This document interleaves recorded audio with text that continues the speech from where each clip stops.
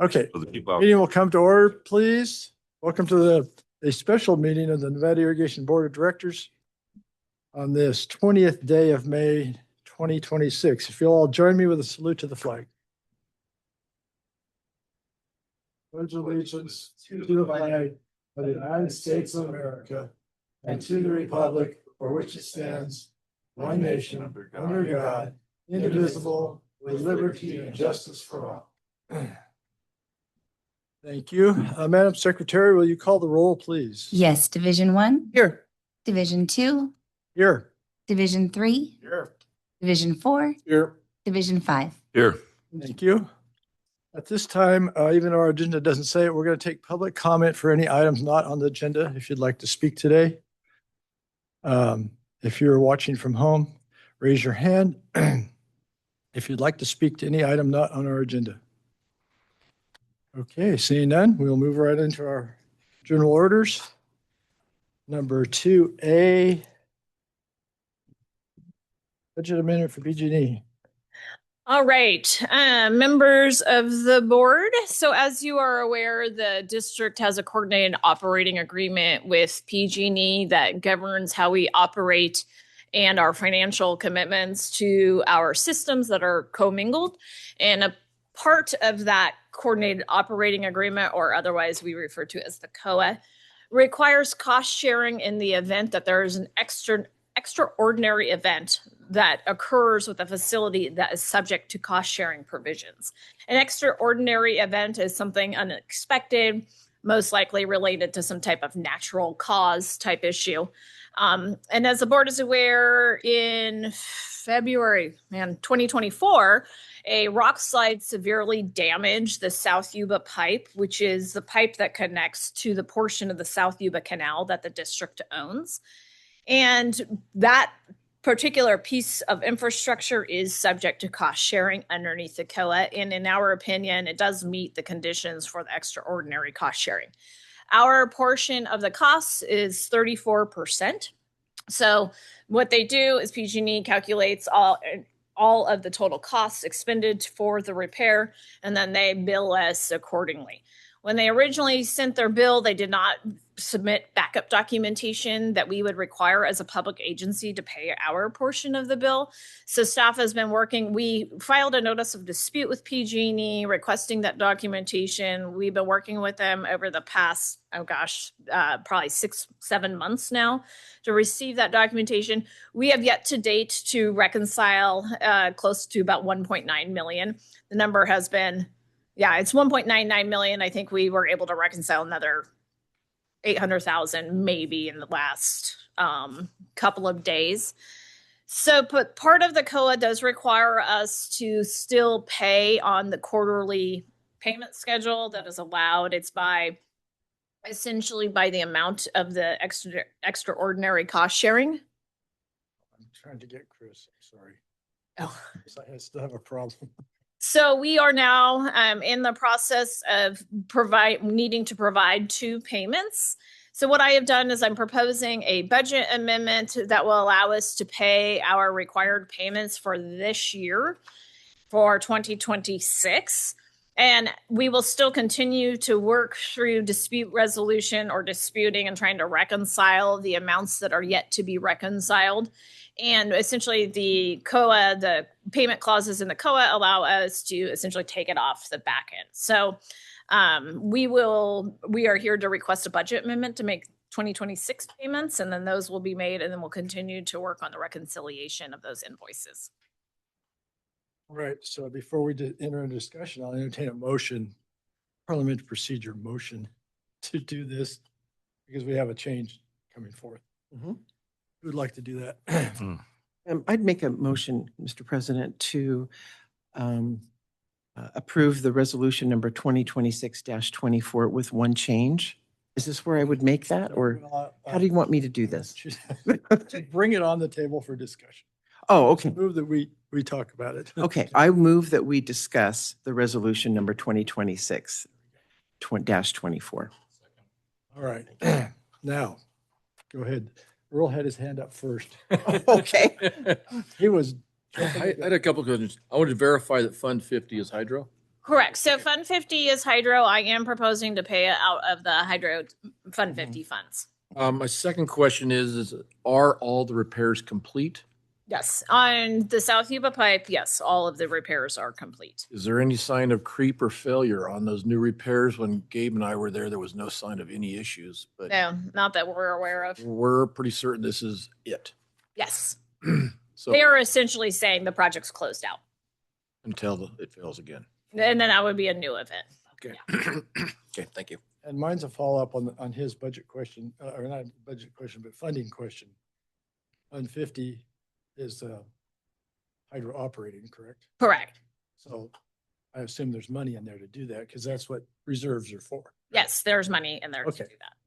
Perfect. Okay, Mr. President, I have a proposed change for the resolution. So in the 1, 2, 3, 4, in the fifth paragraph, it says, whereas the district's portion of the total cost is 2,557,906.75, I would ask that we insert the word possible, the district's possible portion, because since there is an amount in dispute, we don't know that this will be the final number, and I hate for us to commit to that number. Is that an acceptable amendment or change to the resolution? Yeah, I think it's a great change. Okay. So I would recommend it saying the district's potential portion of the. Potential portion. Okay, And that's if you- better. Okay. Okay, great. Thank you. And if you'd like to make that in the form of amendment, please. Okay. So then I will amend my first motion to approve resolution number 2026-24 to include the amended language in paragraph 5, inserting the district's potential portion of the total cost. We have a second? Thank you. Amendment. Any further discussion from the board on this amendment? Yes, sir.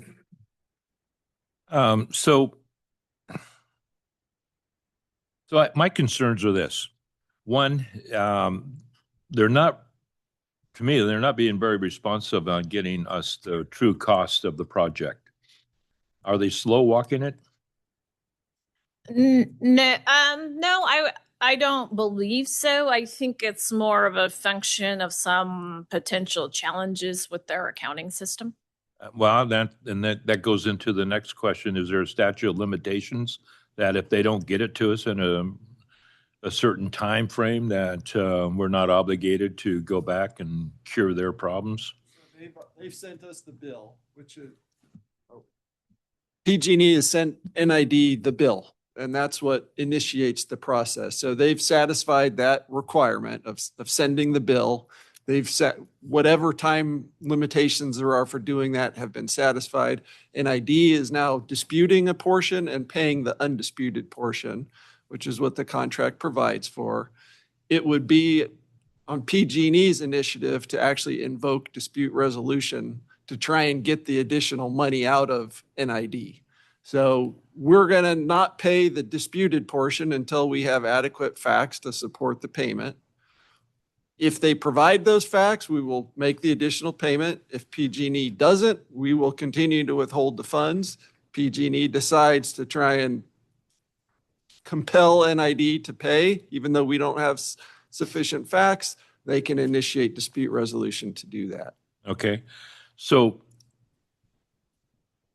we don't get to look at the total cost of their repairs over there. I mean, could they have sloughed some of their expenses from Powerhouse 1 and 2 over to the pipe? No, that's what the verification process has been. So for every line, so essentially what they did is they sent us a blanket invoice and then we requested backup documentation to substantiate the total cost. So they've sent us a line item analysis of the cost. And now we are, what we have requested is invoices and or timesheets or some other type of documentation to justify each one of those line item costs. So we're going line by line by line saying this is disputed. This does not appear to be but for this project. So that's why we still have that outstanding amount. So if they had a contract with an outside contractor, that's pretty straightforward. Yeah. But when they go in-house, they could start charging anything anywhere. Yeah, and that's been the primary challenges related to timesheets as well as credit card charges. So do we have an idea how much NID lost due to their outages? And certainly total- Powerhouse 1 and 2, I mean, Revenue and, expenses. Yeah, Increased so- expenses. Well, the situation's not over yet, right? So they were completing work at Spalding 1 this year, as well as still needing to do work at Spalding 2, and then the low-level outlet, and then the tower. The to date, we previously, prior to this outage season, we did have a calculation. I think we were up around 2 million, Chip.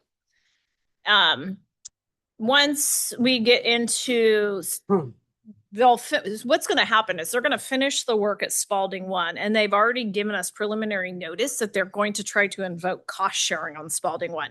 And that's where the real dispute is going to begin.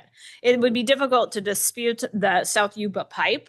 It was fairly apparent with reasonable evidence that we could see that what actually occurred there. It's going to be the Spalding 1 issue. So the reduction in revenue and the additional costs associated with pumping and electrical costs, that will come into play when we start talking about Spalding 1. So Spalding 1 was repaired in 2011, Yes. and after not being repaired for how many decades, and then it breaks again. I don't see where we have a whole lot of obligation to pay anything on that. Yeah, so if the board will recall, we did request the root cause analysis for the failure at Spalding 1, and we still have yet to receive that. They had denied our request for the root cause analysis documentation that was also submitted to FERC. We did send a Public Record Act request to FERC to obtain that analysis, and we still haven't heard back from FERC either. And that's been, oh gosh, probably over a year ago now. So I guess my direction here would be, okay, I can stomach paying this bill, but from now on, and it sounds like you're pushing back big time and doing all the right moves to find out what was the real cost, what was the real cause of the problem at Spalding 1 and 2. And, we got to remember that back in 2011, PG&E was handing out massive benefit payments to their executives and directors. So are we going to go back in that time and look and see how much money was diverted from maintenance? Well, I think a lot of this is a conversation for legal strategy, which we should likely have in closed session. Yeah. My question, aren't these separate issues though? They are separate issues. So the issue before us today is a budget amendment related to the Right. cost sharing Are they- associated with the Are South. they proposing to run them together, or are we just talking that way? No, They they are have not. to- They are they completely have- separate issues. It runs together for me because it's all part and parcel of the same problem, in my mind, my opinion, lack of maintenance on their end. And except for the rock slide. Except for this Except rock. for the rock slide. Act of God, I think. Yeah, Well, I think so too, Rich. I remember we send guys out to the South Yuba Canal to check and see if anything's going on that unit, Yeah, but it really, you can't. I'm just saying It that, was related to Oh, you can? Oh, a rock slide. Yeah. no, I get it. And then, he says you can predict it. Oh, okay. No, thank you for your taking a hard line on the rest of the stuff. I have a question if I could if I misunderstood here. So the amount disputed would be totally enclosed in that last payment, or would some of it bleed over into one of the second payments? It could potentially. So I haven't requested a budget authorization for the second and third year of payments. So that will happen during the annual budgeting process. So we would hold back anything that is still disputed. So this payment right here would be considered 100% undisputed. Correct. and this payment installment plan, is that the part of the contract, did you say? Yes, it is. It's a thing. Yeah, the installment plan length is dictated by the amount of the extraordinary cost. Okay. Is there an interest payment on any of this? Or Yes. There is. What is the interest? I can tell you, I think it's CPI. I think it's CPI too. All right. Any further board discussion on the amendment to the resolution? Is there any public comment on the amendment to the resolution? Constitution. All right. Seeing none, we'll have a roll call for the amendment, please, Madam Secretary. Division 5, Yes. Division 4, Yes. Division 1, Yes. Division 3, Aye. Division 2. All right. All right. Any further discussion on the resolution then? Just to close the loop, the interest rate is the monthly federal funds rate based on the Federal Reserve Bank publication. So it is That's great. pretty quick. Yeah. Yeah. Got the contract right here. Good. Currently 3 point something. Any further board comment, discussion on the resolution? 2026-24, approving a budget amendment for PG&E South Yuba Pipe reimbursement. Is there any public comment on the resolution? Madam Secretary, you call the roll, please. Division 5, Yes. Division 4, Yes. Division 1, Yes. Division 3, Division 2. Aye, thank you. Okay, next item is a workshop. Hydro review workshop, a revenue workshop review. Remind folks that this is a workshop. This is, no action will be taken. This is for input. Or this is for information only. Okay, there'll be no action taken today on this discussion. You're free to chime in anytime. Just jump up and start talking. Peter, do you want to come join us up at the table in the event you want to provide any color commentary for us? Color comment. Is that what's called in baseball? Me? Who's she talking to? Oh, Yes. Oh. hey, while we're at this point, Chris, I still have no camera. Thank you. Good morning, Peter. Welcome.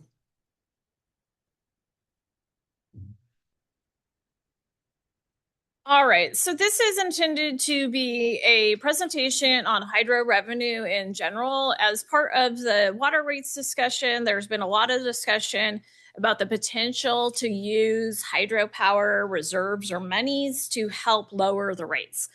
There's always a potential. We can talk about it today. There is money. It just comes with a risk. So I would like the board to be knowledgeable about this so that you could have all the information you need to make decisions. All right, so one of the things that we often hear is there's a lot of folklore about hydropower and why it was formed and how it was formed. And it's been, I wanted to have some questions answered because I hear a lot of folklore, but I wanted to go back to where exactly are some of these statements being referenced from. And as a very neat side note, Susan found some even went back to some original founding documents of the district from the 1920s that we have. So if you ever want to look at them, they are very cool to look at, but you do have to be very careful. They're literally over 100-year-old pieces of paper. So one of the things is that we often hear is that hydropower revenue, and it's a question I get asked a lot, should it only be used to offset irrigation water needs? And the way that we're currently addressing the rates is that the hydropower revenue pays for the entire upper division for the most part. So it pays for not just powerhouse operations, but also for the movement of water. So in the 1950s, actually from kind of the beginning of when the district started, at some time between 1921 and the 50s, there was actually two separate customer classes. There was the irrigation customer class like we have now that was used for agricultural activities, watering, landscaping type areas. And then there was what was referred to as the domestic class. So the domestic class was folks that were using raw water for in-home purposes. So in the late 1950s, NID embarked on the very first treated water system. And it actually consisted of, this is It's bizarre. It is for where we're at now to where we were then. We've came a long, long way in regulations. But back then in 1957, the district embarked on its first treated water system, and it consisted of chlorine injection stations throughout the system. So then over from the late 50s to the 70s, that evolved into more of the traditional treatment plants that you see now. And that was because of state regulations. But can you imagine that they were actually drinking canal water that was just injected with chlorine? Yeah. So that's when we've always kind of had these two separate customer classes, and in all the reference documents, they are referred to as irrigation customers as well as the domestic customers. So in 1962, and the one other neat thing is hydropower was always envisioned to be part of the district. And in fact, if you go back to even before the district was formally formed, there is references to hydropower systems to utilize revenue to offset rates. And this is the other thing I often hear is that there was a promise made that water will always be free as long as we have hydropower. And I do think we can't exactly pinpoint where the actual document that it came from, but it does appear that it started as a campaign document when they first started wanting to form the district. And, my opinion is that they did believe that at that time. They believed that hydropower would be able to generate enough revenue to pay for water. I think it was a valid opinion at that time. But as we know, regulations and laws and all the requirements have it just exponentially grows, I would say, on a yearly basis. Yeah, the cost of electricity, forecasting the cost of electricity is very difficult as well. So to make a promise over 100 years ago about the cost of electricity is just, that would not, we forecast 3 to 5 years. We don't forecast 10 or certainly not 100 years today. Just to follow up on that, if I could. Two things. The 2032 PG&E contract, if we could get something going behind the meter, and because they're saying that there's going to be 3 times as much electricity needed in the future and as much as we're going to produce, maybe we can make some of that more true, if you will. Yeah. And the second thing is, can I get an exact line between upper and lower division as it pertains to hydropower? Oh. Yeah, so Line. hydropower, essentially, when we refer to upper and lower division, hydropower, well, and at some point there was actually a reference to a mid division.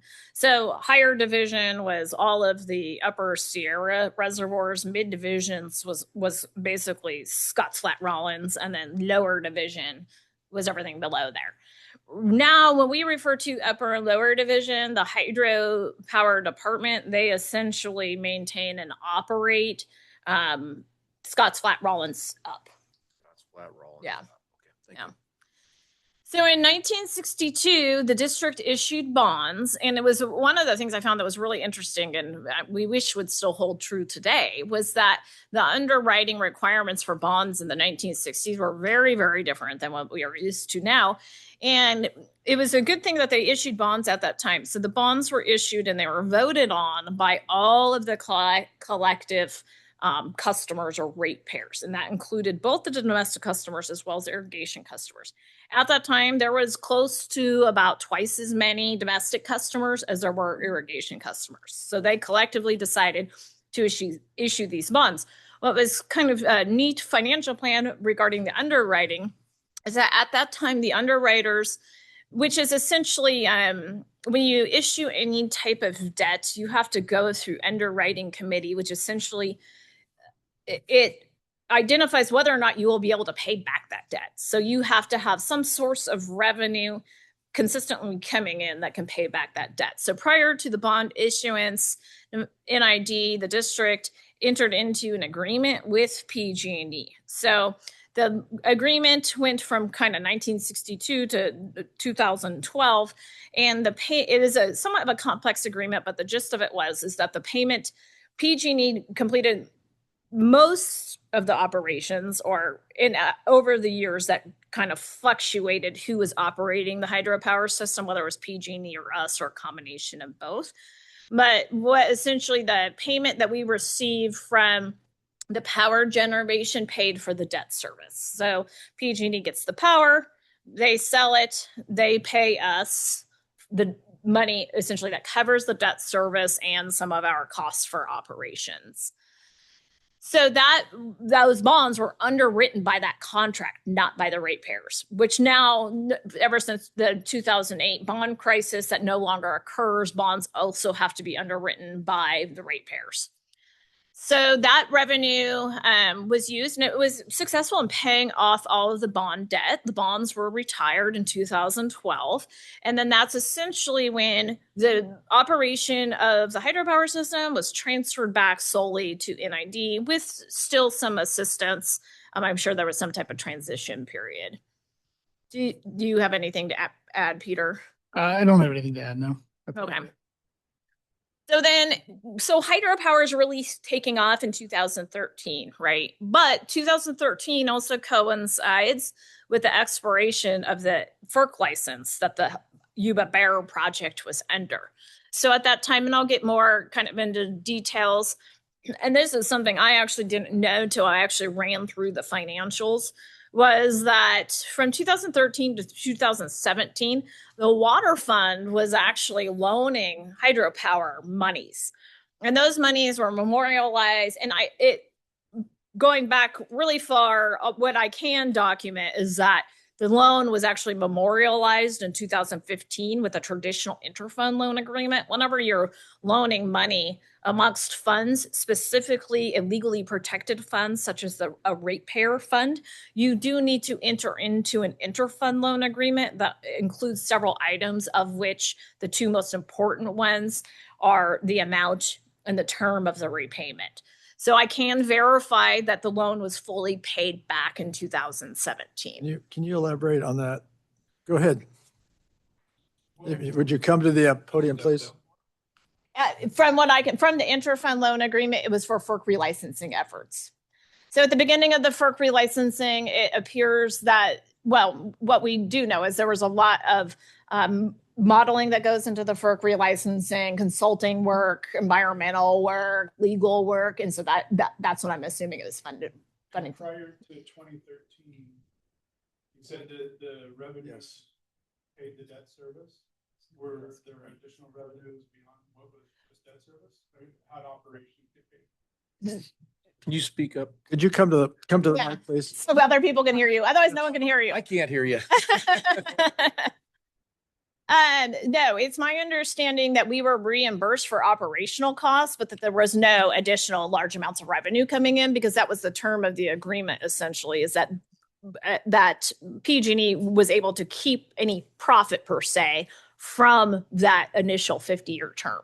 So if I'm hearing you right, from 1969-ish, when revenues started with the hydro program, until 2012, the only revenue NID was receiving went directly to pay debt service for the bonds, didn't go to pay for anything else. No, as I stated, it also went to reimbursing for operational costs that we were expending. So during that time period, especially towards the end of that term, NID was also participating. It was a joint operation. Okay. So NID, some of it was paying your operational costs. Correct. Those are hydro operational costs. Yes. The hydro operational costs for the Yuba Bear project. Right. See, I've never even thought about that one. I always heard the one about the bonds, but okay, the place had to be maintained Yeah. during that time. Yeah. So and I didn't hear the first question. That was the purpose of the loan. I was surprised to see a loan going the other direction. Yeah, and so was I. I didn't. So essentially, what I did is I did a 10-year look back and pulled our actual financial data out of our financials, and I started seeing these weird payments, and I was like, "What? Why is money going the other way of what I would think it would do?" And so that's when I dug into it. And Sandra actually assisted me, and we found this interfund loan, and I was like, "That's something I did not know." So the bond debt payment was a certain amount every year, or it was just the amount of the profits? The bond debt payment, I would have to pull I believe it was, the bond debt payment was a specific payment that was required per the bond issuance. Right. The bond payment from PG&E, from my understanding, it matched. I don't believe our financial system goes back before, we can't pull out of 2013. So it'd be hard for me to parse actual line items prior to 2013. Understanding the system back then. Yeah, well, and remember, we've moved financial systems multiple times. They're all in boxes down in the storage room, right? Yeah. So post 2013, debt service is paid off. Correct. Now you're selling power through the same power, the power agreement that's going to expire in 2031 or 2032. That money was coming in, but the hydro needed a loan from water to fund the FERC efforts. Like, what was the? Do you know what the amount was in 2013 that for revenue and where the gap was? Like, it seems like you paid off all this debt service. You should be able to operate the system and have money on top of that, like surplus revenue. Right, but remember that the debt service it was being essentially directly paid by PG&E. So the funding mechanism for the Yuba Bear project, the benefit to Nevada Irrigation District was that at the end of 50 years, we get reservoir storage and we get the powerhouses. So it was essentially an investment by PG&E. PG&E reaped the profits of that. I get that. period. I asked a different question. So now you have those resources, Right. and you're generating and selling power through the PG&E, at least the PG&E contract. All of that money should go to hydro operations and maintenance and FERC. Right. So I'm wondering why at that time you have this influx of cash, why a loan was needed to the water.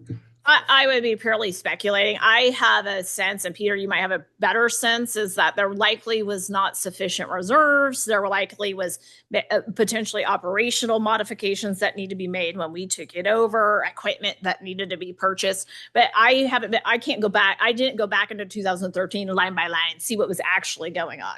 All I can really see is that there was this interfund loan agreement, and He's raised his hand. it was related to the FERC relicensing. And that FERC relicensing would have been a very significant financial effort at that Yes. time. Right. So the initiation of FERC relicensing would have significant modeling costs associated with it. So to date, I want to say the last time I checked FERC relicensing, we've spent, from what my knowledge, is $7 million. So what was the other interfund loan for? I can't tell. I suspect she's pretty close to the reason about the reserves, because reserves didn't happen until my father came on the board in the 70s. They became an issue, and they were, I don't know if they didn't have reserves. Right. No, but that there wasn't sufficient reserves. My guess, Speculation. yeah, my speculation would be that there were no hydropower reserves. Beyond that, I don't know, besides what's documented. Chip, you had your hand up? We had.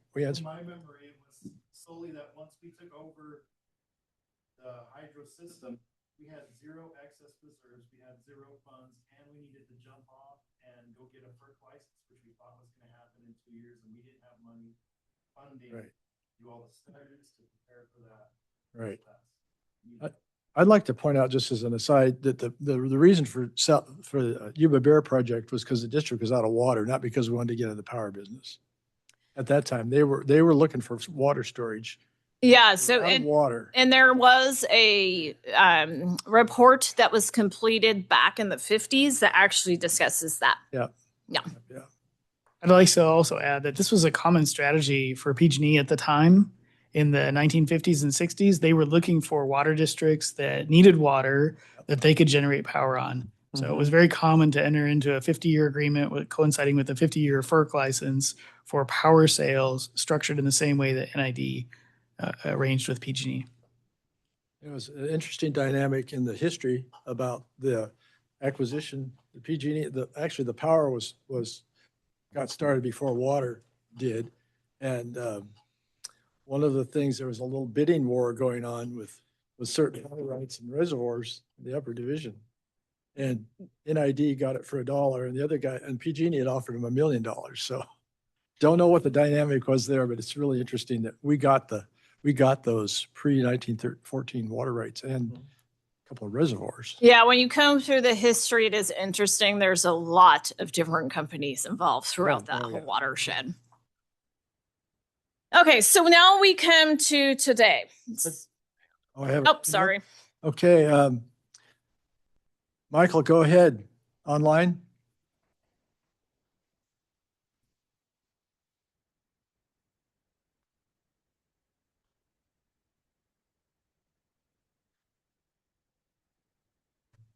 All right, is my mic on? Sir, we can hear you. Go ahead. Yeah, I have two questions. The first one was when hydro revenues fund anything like the project that was just adopted in the first item of the board, does this cost reduce the annual net revenue that comes from hydro to water supply that subsidizes water rates? That was listed on the. I'm typing these online in the chat for questions, but I don't think they're being read. So this was actually written. Okay. That's the first question. Anybody see those? We don't see them. You don't see the questions and answers in on the also Chip is not microphone, so anything he said was not heard by likely anybody Right. Yes. online. We'll So remedy that one. okay, so this is the question. When hydro revenues fund anything like the project that was just funded with PG&E, their cost share, doesn't this cost reduce the annual net revenue that comes from hydro to water that would otherwise subsidize water rates and keep rates lower? So, yes, in a sense, but once we go through the next slides, Michael, I think that'll become a little bit more clear what's going on now. Okay, my next question is about slide 2 then. Is slide 2 is presented as hydropower history. The data on it is, in fact, the history of water ratepayer investment in hydroelectric enterprise. So the hydroelectric doesn't exist in this system of infrastructure unless the ratepayers approved it and pay for it. That any loan is from the ratepayer to himself.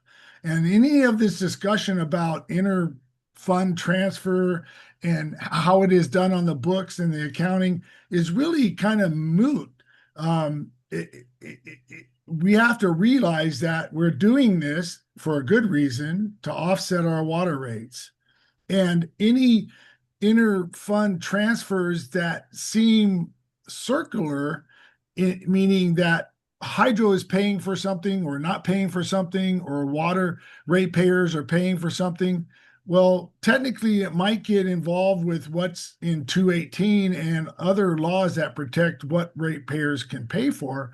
But in the end, it's hydropower revenue is either going to or not going to reduce the rates. And we're not seeing the actual numbers of that, how they're projected in the recent years, and how they're going to be projected after 2032 when the power purchase agreement is renegotiated.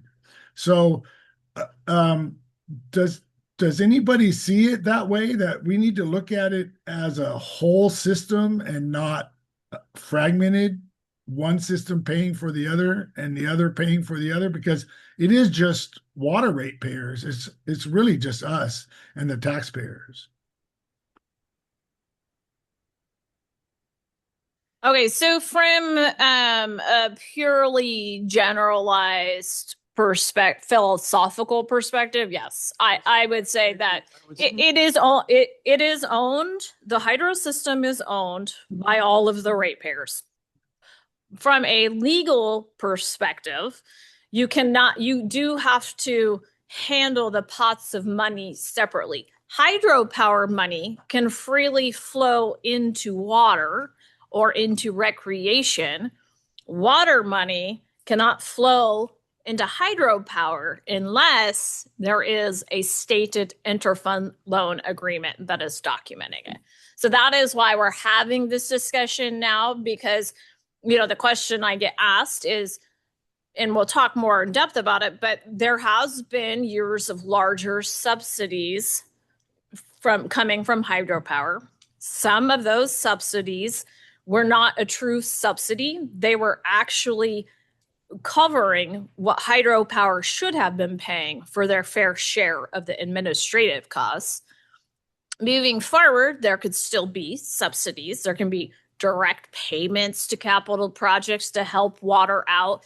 If there was ever a situation where there was an emergency, or so say Scotts Flat Spillway comes in at 100 million, we're obviously going to have to go really consider having hydropower pay for a large portion of that.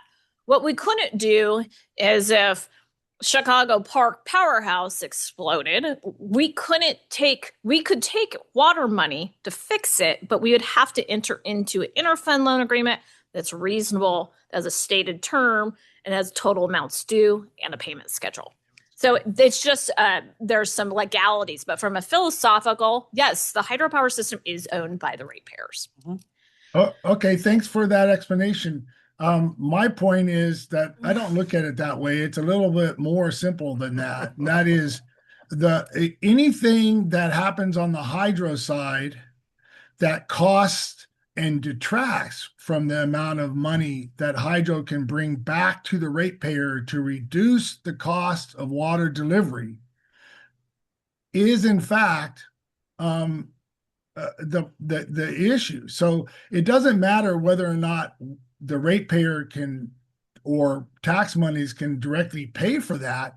Hydro has to pay for it, that's fine. But in the beginning and in the end, the ratepayer pays for hydro. Okay, so everybody should accept that. That's the way it works.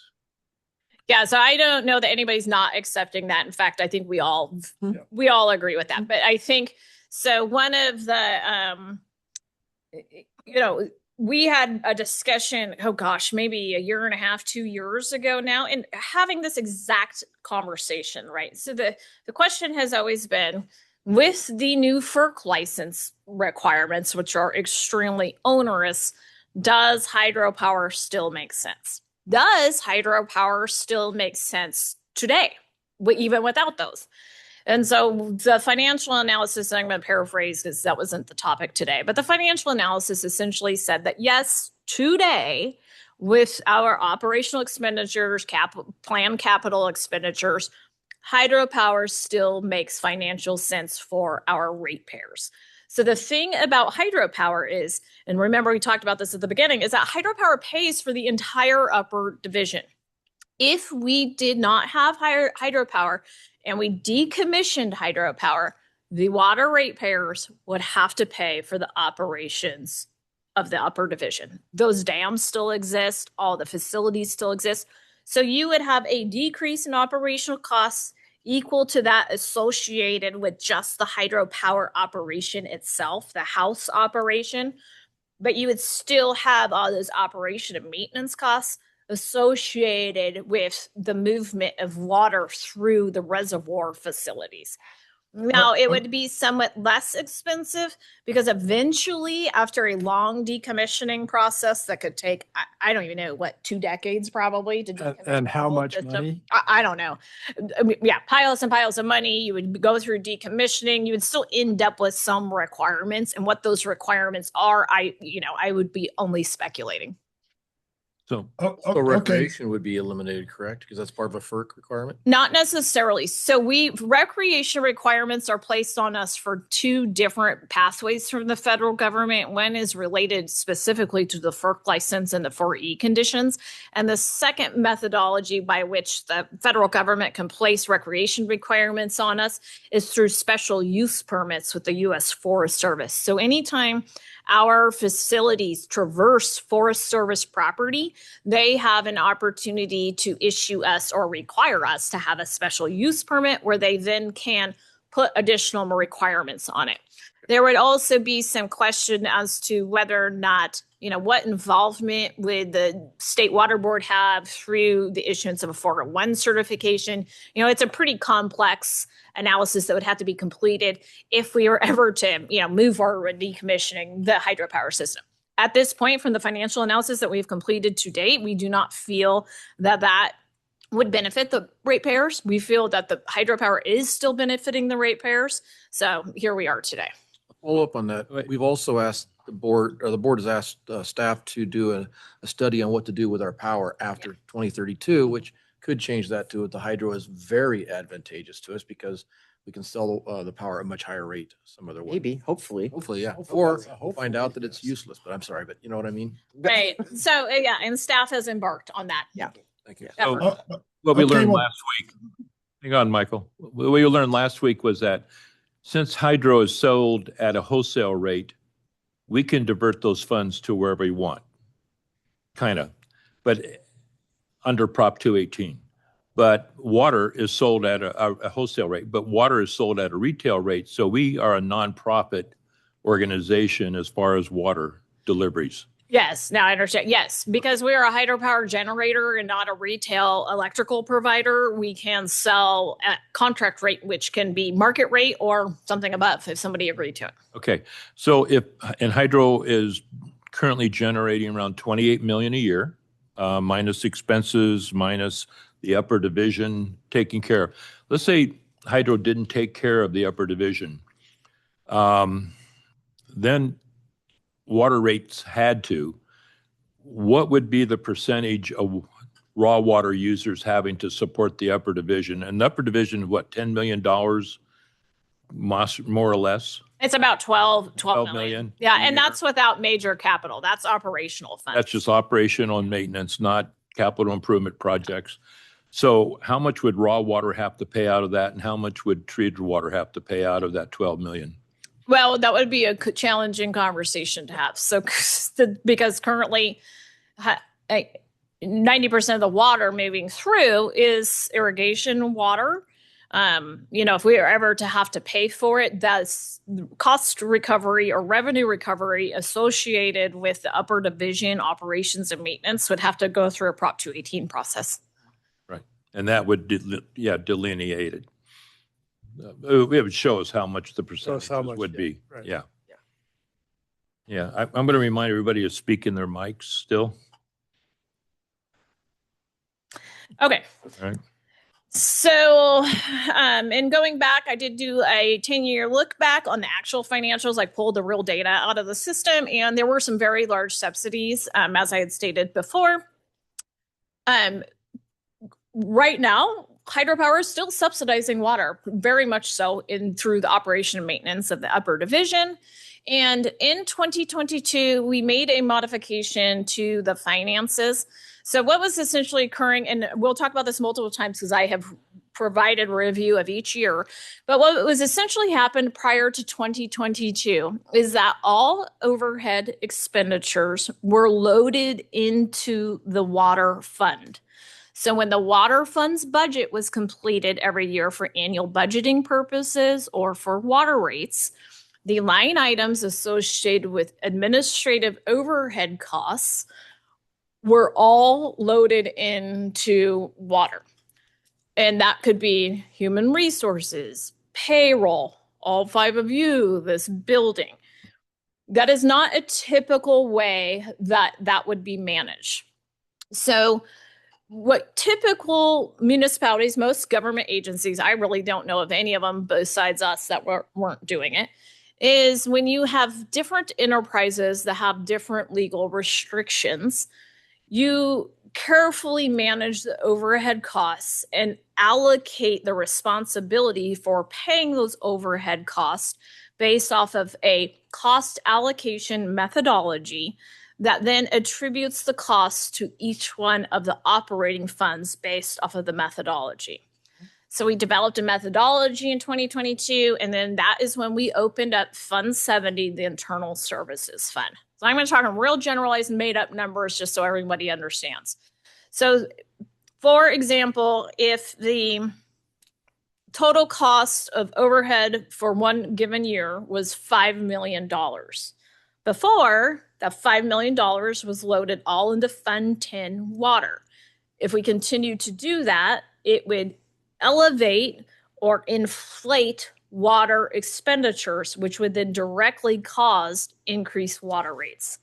We moved that $5 million out of water, And now we cost allocate the responsibility for paying those costs annually per the cost allocation methodology. So if I have $5 million, I have $5 million worth of expenditures put into Fund 70. Each year, we go through the cost allocation methodology that looks at a number of different factors to calculate the fund's responsibility for paying those costs now.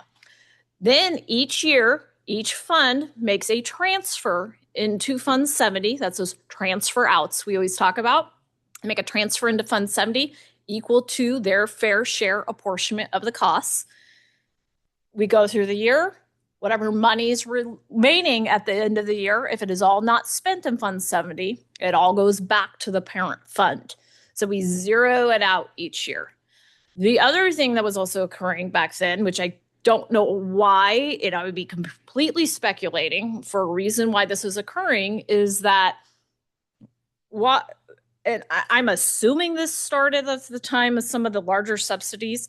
So water has housing and paying for all admin.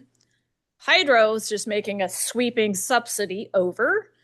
And then per policy, all investment revenue was given back to hydropower. So investment revenue now is attributed by fund by the actual fund balance. So remember, we keep all of our money in one big bucket, but within that bucket, each layer of the bucket by fund belongs to that fund. So now when we invest the money, we take the revenue and we divide it back by whose portion of the bucket it is. Roughly per year, what kind of amounts are we looking at going back to water just for the investment money? Right now? The last 10 years that you looked at. Oh, investment revenue. I didn't look. we It's in the talking line, but Million? Are we talking tens of millions? I'm looking at Sandra, see she knows off the. No, not tens of millions. I would say no. I would say like 1.8, 1.9 million. Like 2 million? Yeah, don't quote me on that, but I would say that's close. Yeah. Clarification, if I could, money goes into Fund 70, pays for everything, and then goes back. What do you mean by goes back? So any unspent funds that were transferred that were equal to the total budget of Fund 70. So I'm going to make up a number. Fund 70 was $5 million. Fund 70 only spent $3 million. We return the $2 million extra back to the operating funds. It goes back proportional to each of the funds? Yep. Okay. It goes back proportional to the amount it went in. Understand. Thank you. Yeah. Sit in the front seat. I know. Why don't you just, Let's say it's 2 million. Just Why don't we just have Sandra go pull the number? what was the appropriate amount? What would have been the appropriate amount for water? Because they're getting back, let's say 2 million. It should have been 1 million or it should have been 1.8 million. I don't know. You'd have to go year by year by year because there were some funny things that happened with the finances too. Like in It's like 2020, a wag of any. I couldn't even wag it because I'm trying to figure out how much money was hydro getting back that they shouldn't have, roughly. yeah, I couldn't tell you without. I could tell you if we go through and do it because in 2020 they pulled all of the investments off the market. There were some significant losses that happened. Yeah. Yeah. Okay. So you would have to go back and you'd have to calculate it. So you're saying in some years hydro took all the losses for the investments? We would have to go back and calculate. I don't even want to speculate on all of it. Was it equal? I have no idea. Okay. So are we good? And one thing is hydropower does continue to subsidize recreation. Recreation still runs a deficit. As the board knows, board has made great strides in closing that deficit. We get a lot of pushback from folks on either fees and or not having upper lakes open. Part of the challenge with recreation is although it is a great benefit to the community and it is part of the life fabric up here. 60% of our users are from out of district and our ratepayers essentially subsidize them through hydropower. So we have been trying to fix that issue and raise those rates over time, which is caused some people to be angry. And that is required by FERC, recreation? For the most part, there's been a long-standing legal battle back and forth between ourselves and the U.S. Forest Service about what's actually required. For example, like Scotts Flat isn't part of the recreation plan that we kind of argue over. It was part of a different David Grunsky Act, and that required recreational improvements. The recreational campgrounds at Scotts Flat were actually constructed through a grant issued under the David Grunsky Act in the 60s, which then restricted the time period in which you had to protect those assets and continue to offer them to the public. I believe that those protections got lifted maybe last year or so. So, I mean, for example, if the board wanted to, you could consider closing Scotts Flat. I don't know if I recommend that because Scotts Flat actually does make us quite a bit of money. Right. Rollins also, both of them. The the Grunsky? Yeah, I mean, you'd have to go through and do a huge legal analysis, but that would be a challenge for a completely different time period. Yes. We have another hand up? Michael. Go ahead, Michael. My guy not working. Okay, I just want to reiterate that a few things. One is I'm putting in some answers into the chat, which you guys should be able to read, and I suggest that you do read them. Also, the discussion about what fund pays Can't what see it. fund and whether or not at the end of the year it gets returned back to that fund is part of the discussion that's hiding and making invisible actually what's actually occurring. So just keep that in mind. Also, with regards to the last discussion that occurs with regards to access to water, when a state agency and NID is a state agency, the board has a certain public trust doctrine fiduciary responsibility, and when you dam a river and you create a lake, but the people still need access to that river and that water for fishing and other public trust doctrine requirements of our democratic constitutional republic. And that answers your question of whether or not the district should be providing access to the waters and other things of recreation for the inalienable rights of its citizens. So I want to make sure that you know that that's not FERC, but that's just being part of what California is in the nation of America. And so this discussion of whether or not FERC is requires recreation, it does, but it does through the negotiation, and that negotiation is a holistic thing that involves this place at this time for future and present generations. So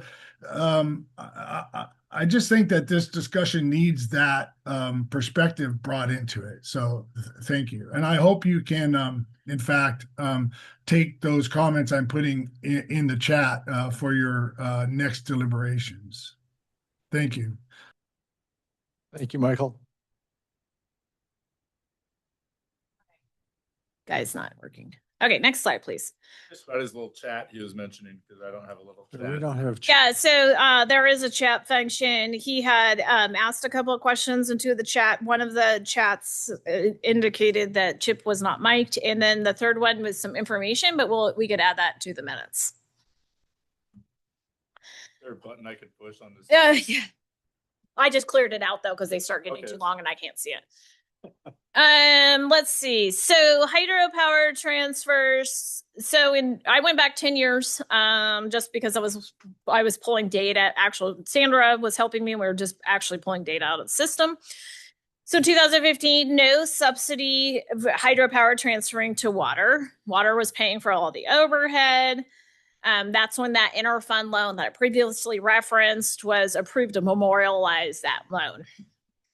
Hydropower repaid $10 million of that loan in 2015.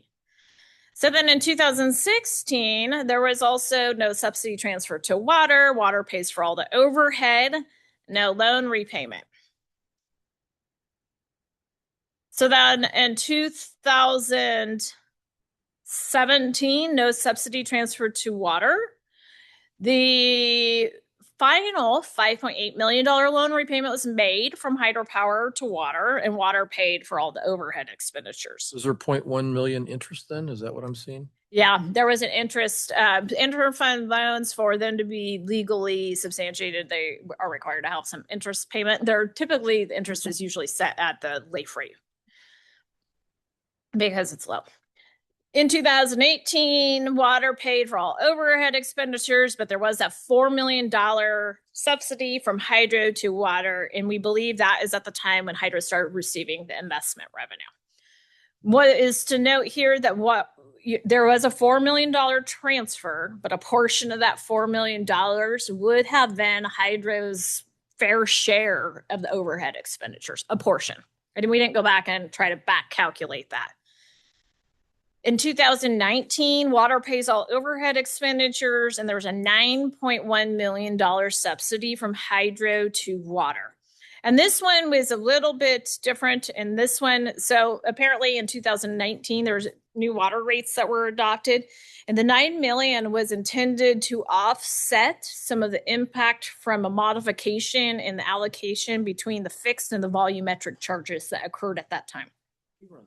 Yes, we were. Yeah. So I'm remembering all. Yeah. yes. So at that time, but water's still paying all the overhead expenditures. Right. Right. So that $9 million is technically something less. Jennifer, could you explain what investment, why Hydro is receiving all investment revenue? What is that revenue?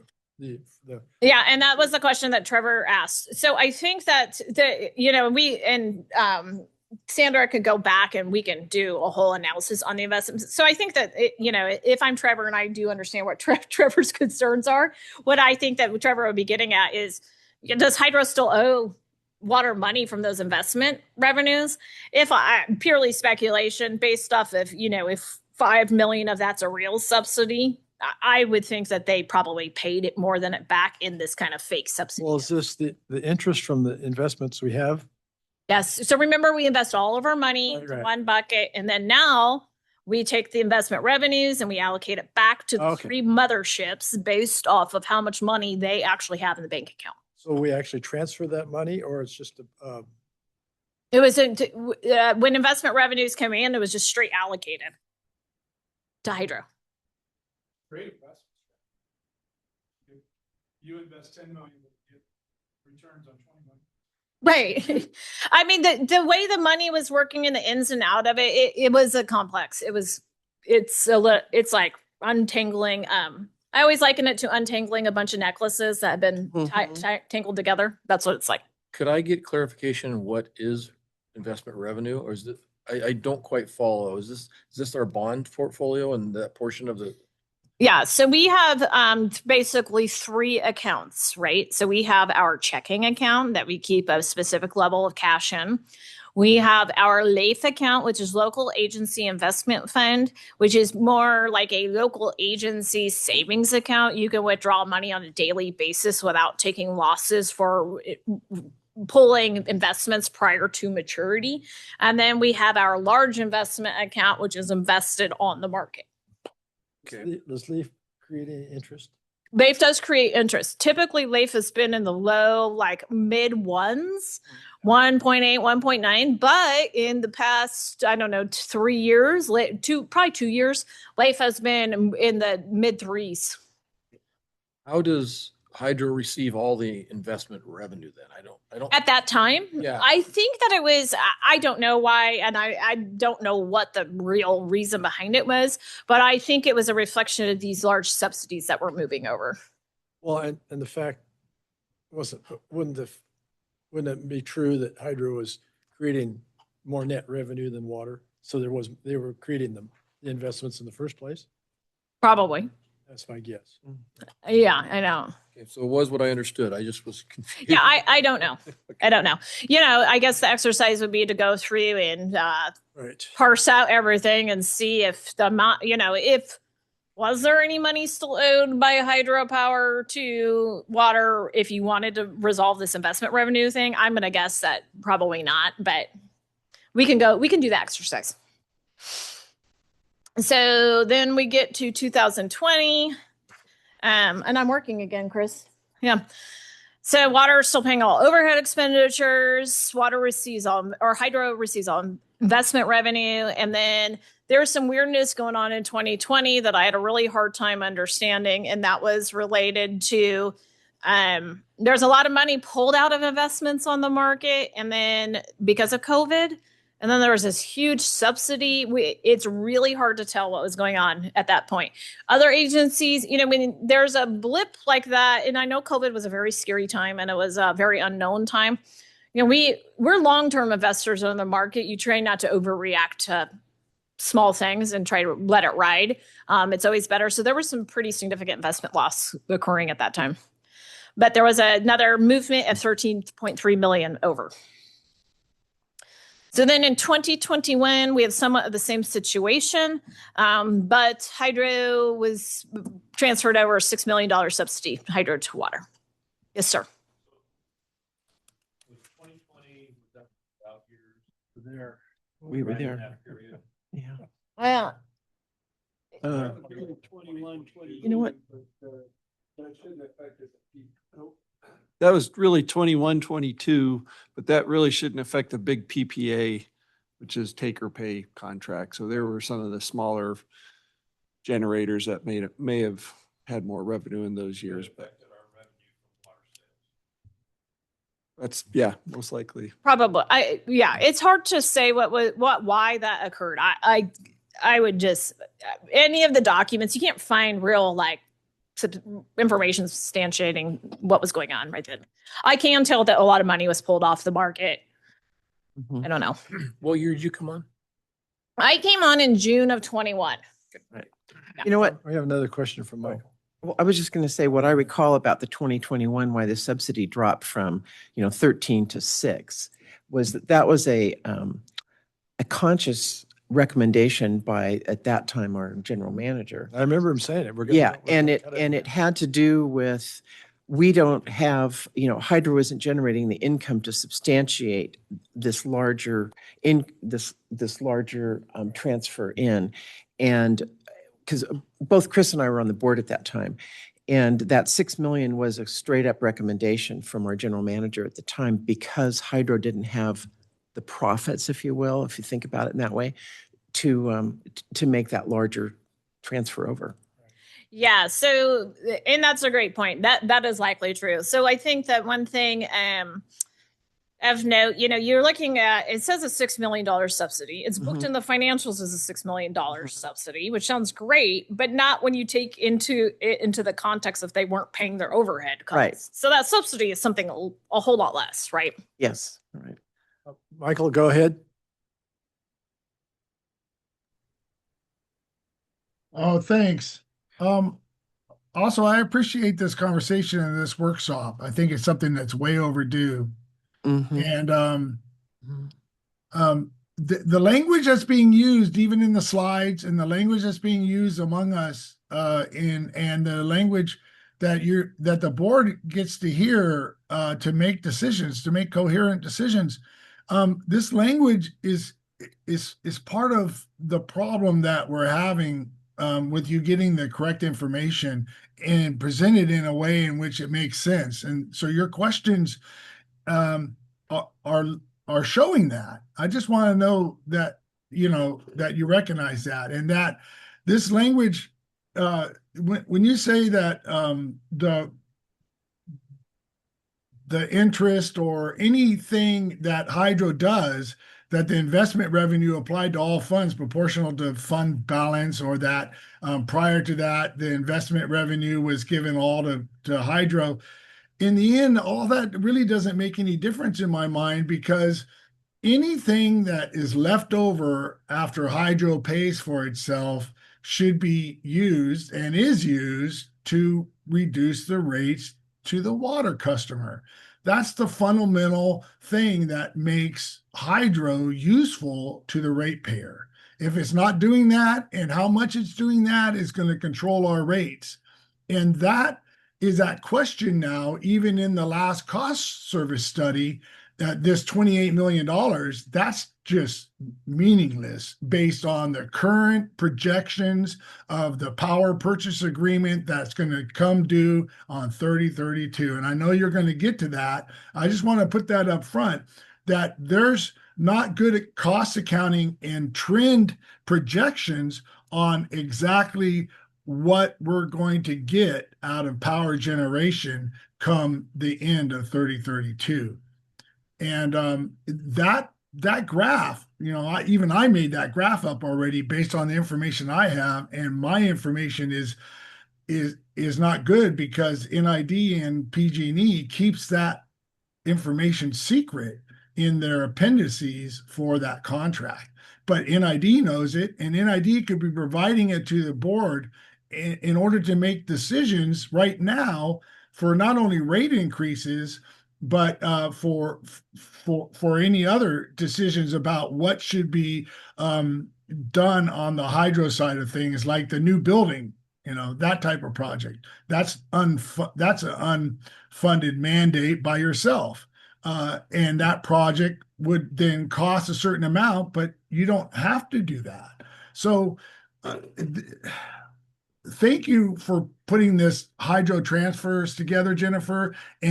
But the slides itself are indicating the problem with how we're talking about it. So I'll have more questions in the later slides I've already prepared. Thank you.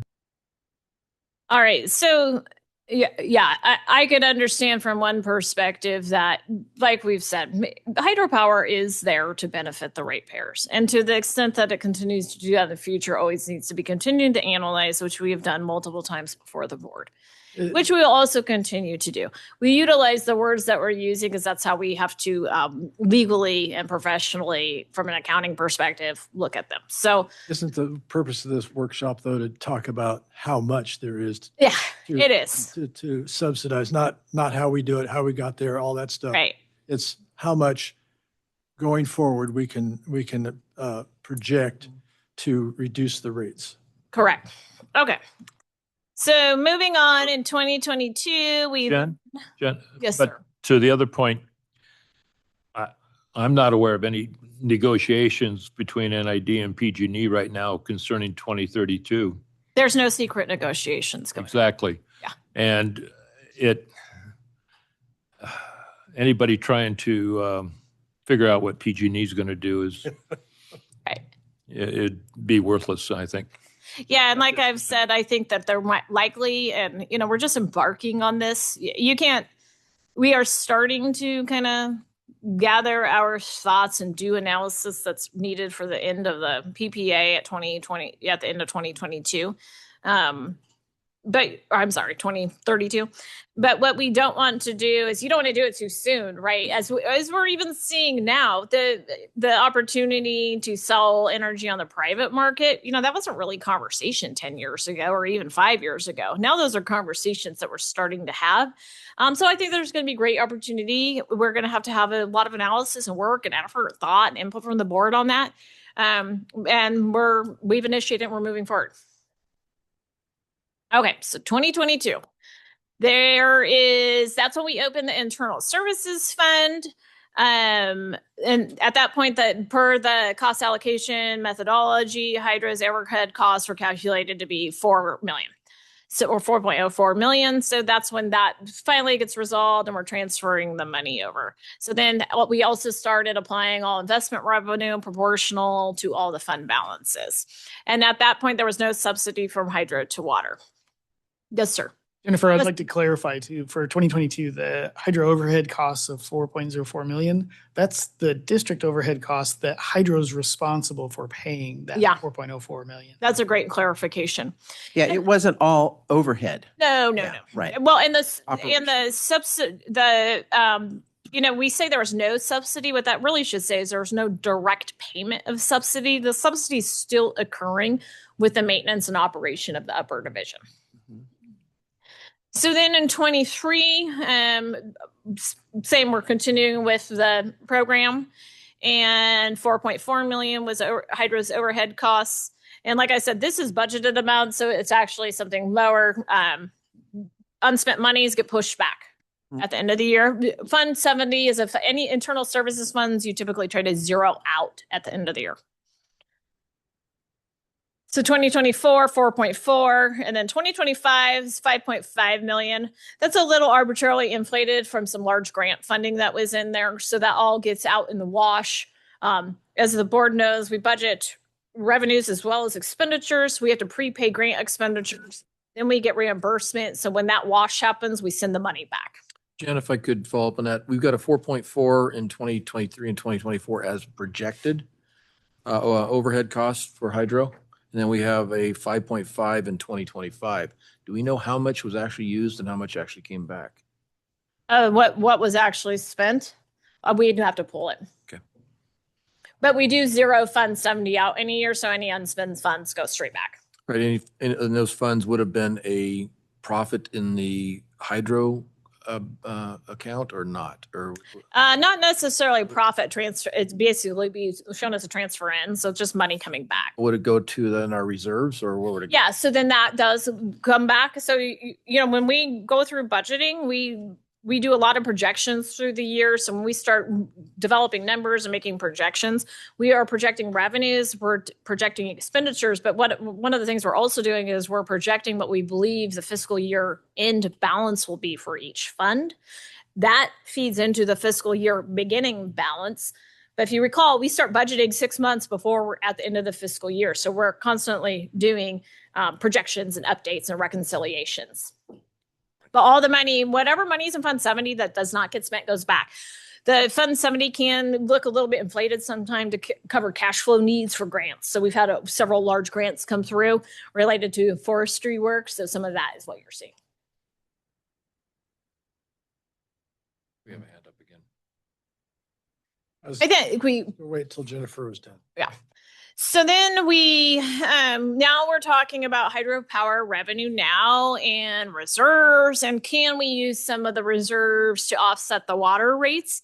And I definitely think that you could, but it does come with risk, and it would need to be, how much risk can the board feel is appropriate to tolerate? So one thing also is that instead of doing a direct subsidy, we can do split funding on a capital project, and which we would likely do, right? So if a capital project for water came in really, really high, or we were projecting that we weren't going to have enough funds, we would run through financial analysis with hydropower, and we can direct pay capital projects out. We can jointly pay out of water and hydro. Mhm. So what is an additional subsidy in addition to the upper division operations? Could that occur? Yeah, the answer is yes. So why does hydro have such high reserves? So there's really high risk with hydropower, associated wildfire risks with the plants going down, as well as some of the larger pieces of infrastructure up there that could be subject to failure.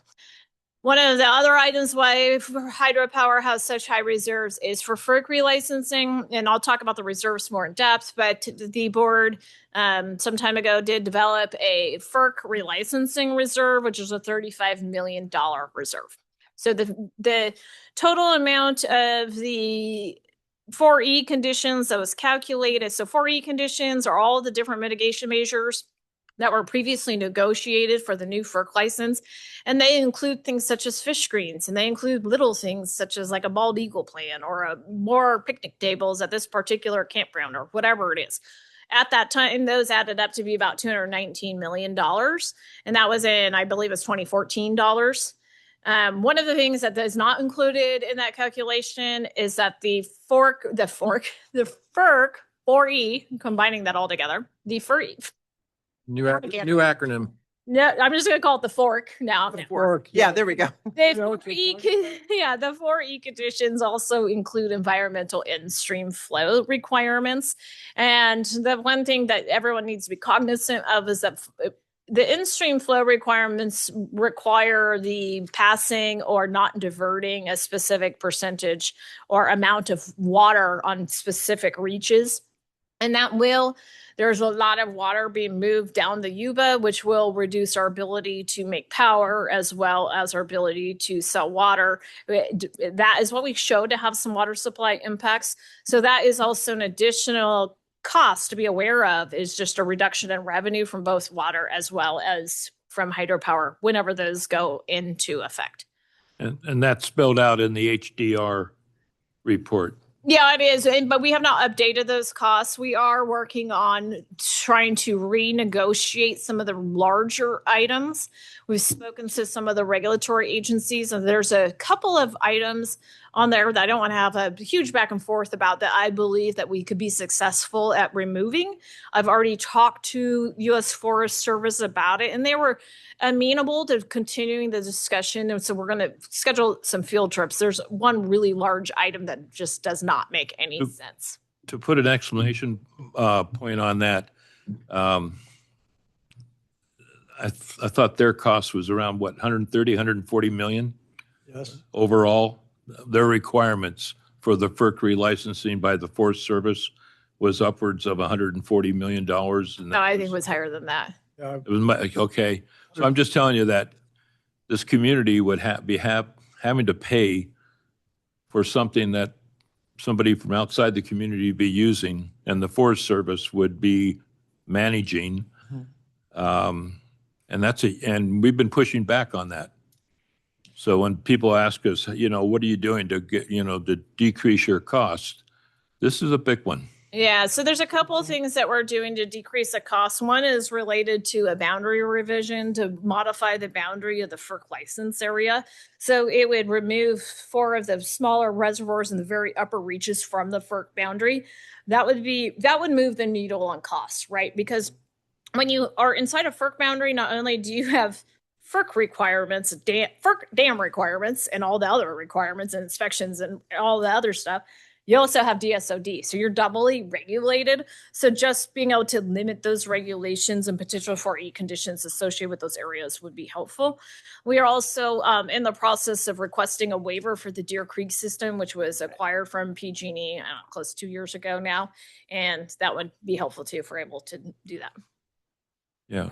Okay, going back to the inflow streams and their impact on revenue, can you elaborate on, is that because water is flowing through the turbines or through the area at non-peak times because you don't get to control that, or water's flowing in a different direction? The latter. Okay. Yeah. And then just a note as you go forward, can you, much like you did with the line for what's upper division, lower division, can you talk about when you as a staff say FERC, what does that encompass and what's being paid by which funds? Because there was a change in your presentation on Monday that one of the leading contributors was FERC to water rates. And so I'm just want to understand, is that all being paid by hydro? Yeah, I think it's probably better said that it's impacting, back to the same discussion. The more we have to pay for hydropower for regulations, less money that can go for water. Well, in the rate model, there's no zero transfer right now. Correct. So it wouldn't impact that. Right. So, and that's a valid point. So the rates do not build in FERC relicensing costs. So none of the FERC relicensing costs that are on the table right now are directly in the 5-year rate study, reflected in the 5-year rate study. So no, so we're still unsure when we're going to get the FERC license, right? So the relicensing costs are paid for by hydropower. But when we kind of move forward into looking at the hydro reserves, it really impacts what your ability is to move money over. There's no line item in water rates for paying for FERC. Yeah. Okay. Gotcha. I want to clarify too, if I could, as far as FERC costs go. So FERC is involved with dam safety. FERC is involved with relicensing. There's ongoing FERC costs directly to FERC, and we pay consultants for the studies around FERC. So the FERC relicensing is compartmentalized really around the end of the 50-year license and the application for the new license.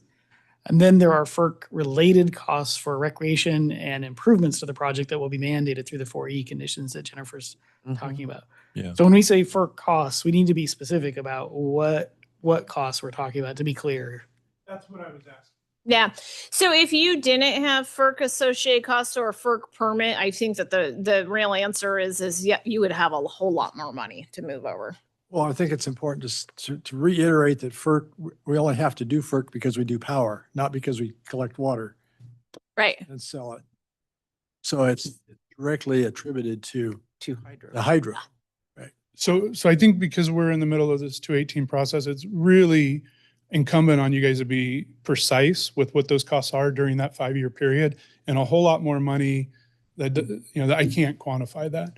So I'll renew my ask is if there's any during the 5-year period that the rate study covers, if there's any FERC related expenses, it would be nice to have those listed out and which funds are paying for those. So Yeah, the FERC related expenses would be essentially those that are associated with staff labor for the most part. But we could take a look at them.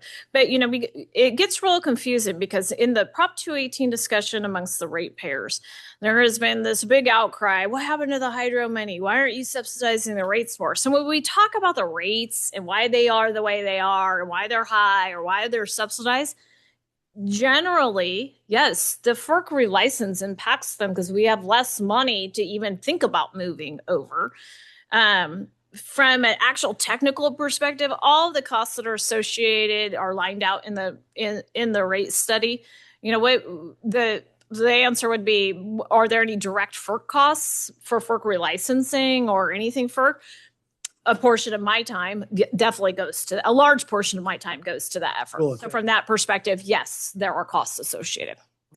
I would, yeah, thank you. I'm going to go back to the HDR report because the significance of that was the in-stream flows that are required under the FERC relicensing. And my recollection was 46,200 acre feet a year average. That 20% of the years, at 1 in every 5 years, we will have a wet year where we have to give up close to 60,000, I think 59,600 acre feet, followed by a dry year where we'll be in drought conditions. And I just want to point that out, that this FERC requirements and in-stream flows are just not we lose that water and we don't get the charge for it. And it just goes right through our system downstream. But if we get into a dry year after a wet year, we will not be in a surplus. We'll be in a very low amount of water, not drought condition. Well, probably drought possible. I remember the report saying that we may have to institute the drought contingency plan. So these in-stream flows are very significant. And even to me, probably more important and detrimental impact on this district than the costs for anything else. And we still don't know if or when those are going to go into effect. Correct. For license, yeah. I mean, Andy might have a better opinion than me. Seeing that some of there's basically kind of 3 big agencies that are moving forward: Orville, us, and is it Turlock or Merced? And yeah, if I overstated that or seemed to alarm this, it alarmed me. But it does look like they're loosening up. So I'm hearing we're getting ready to actually get worked on again. Who knows? This is a black box. Like I said, we submitted a letter, request a year ago for something, and we haven't received it. We still haven't received a response. I kind of have I don't know if it's a discussion or a comment, but we have to make sure that our reserves for hydro are solid. But one of the proposed guardrails that I put forth is that if we're not going to work on something within that time frame, those monies would come back into the situation. So if we have the ability to subsidize water because hydro is doing very well, then I think that should be looked at. And the third thing is if we have a catastrophic failure somehow and a powerhouse does go down, do we have the ability to bypass that powerhouse completely and not be stuck in a Spalding Fuller situation? We can keep our water coming through. Are we completely clear on that? Yeah, generally, all of our powerhouses have been designed with the ability to bypass water, so they are not the limiting factor to produce water downstream for irrigation or water customers. We have a means besides what they call the horn to get water through and past those. Generally, yes. Okay. Thank you. Michael, Would you like to take a quick break while Mr. Fowler's gone? I think that's a great idea. We're going to take a 5-minute break. We're back. Okay, we're back. A discussion about Chris, can you put the? hydro reserves workshop. If you'd like to comment, raise your hand. Let's see, Michael already raised his hand. Should we have like 2 slides left? Okay, Michael, we're going to do 2 more slides, then we'll have a free for all. Okay, so why are we talking about hydropower again? So one of the things that's really kind of a challenge and a big risk moving forward with hydropower is definitely all the dam safety projects coming up. You know, we've been doing a lot of review recently related to the newly revised Part 12D inspection requirements and analysis, and which does require the 5-year comprehensive assessments for each one of the dam facilities. So as the board's aware, we are looking at a lot of dam safety coming up. So that is just a risk that the board needs to be aware of. And it's also one of the reasons why the capital reserve is fairly high. Oh, now I'm dead again, Chris. Next slide, please.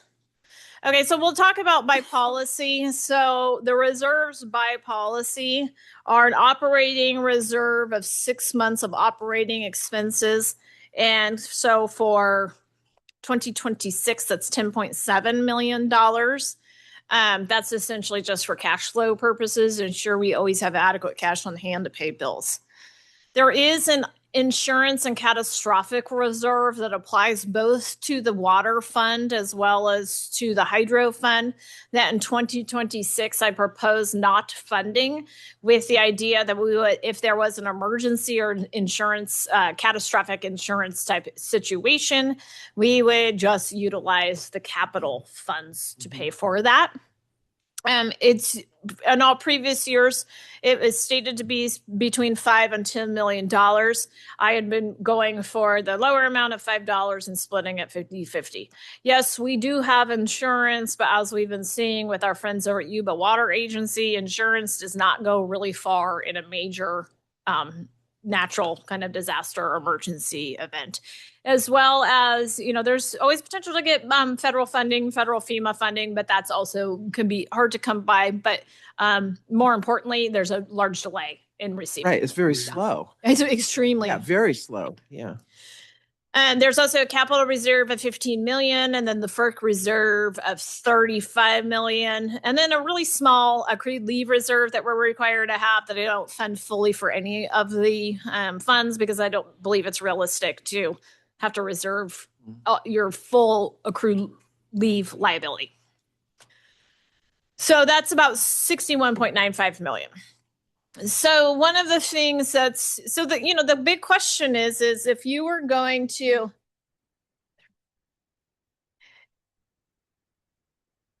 there's all the chattering, like, Yeah, there's too my much. mom. Mhm. So what could you do, right? So the question would be, do you want to utilize any of the reserves to help water rates?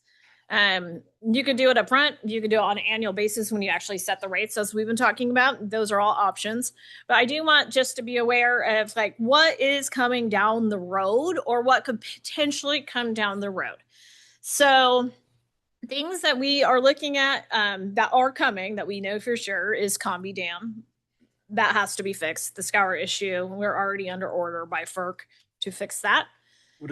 Could you just say 5 to 10 million or 2 to 6 million or whatever for each one? Yeah, I might need some help from my friend Peter here, but Combi, so, you know, our last estimate was what, 13 million, but that was not escalated and did not include soft costs. So we're thinking probably when you add all that in, probably around 20. That's correct. Thank you. And are we going to look at different options on Combi and all these?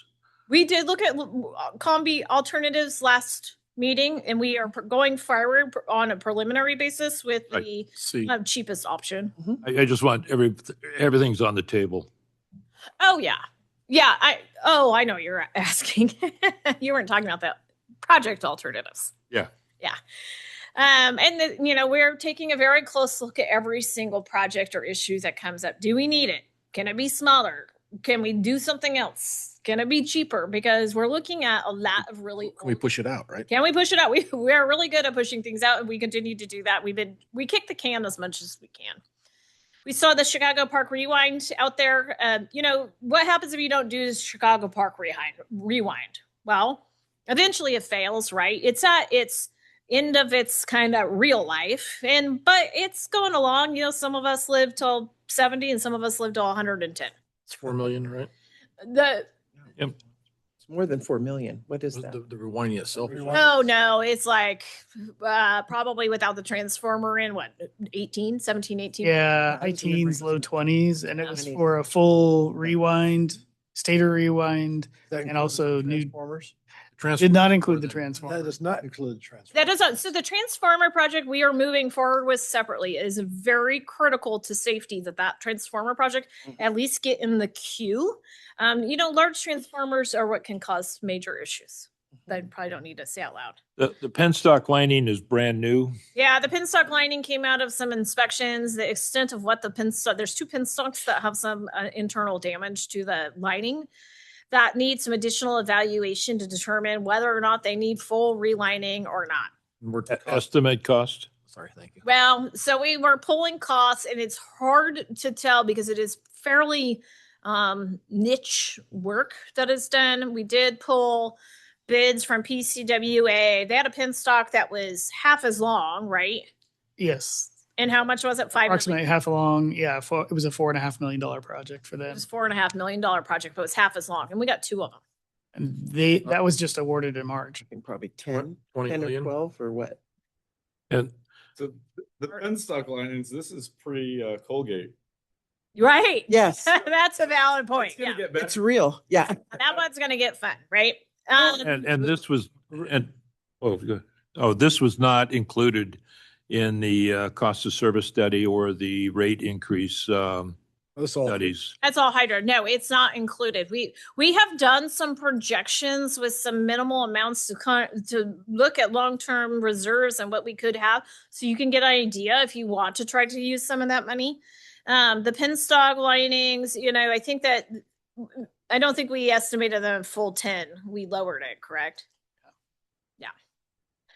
So we have Chicago Park Rewind. The risk with Chicago Park Rewind is we could always keep pushing it out, but if it fails, that is our largest moneymaker.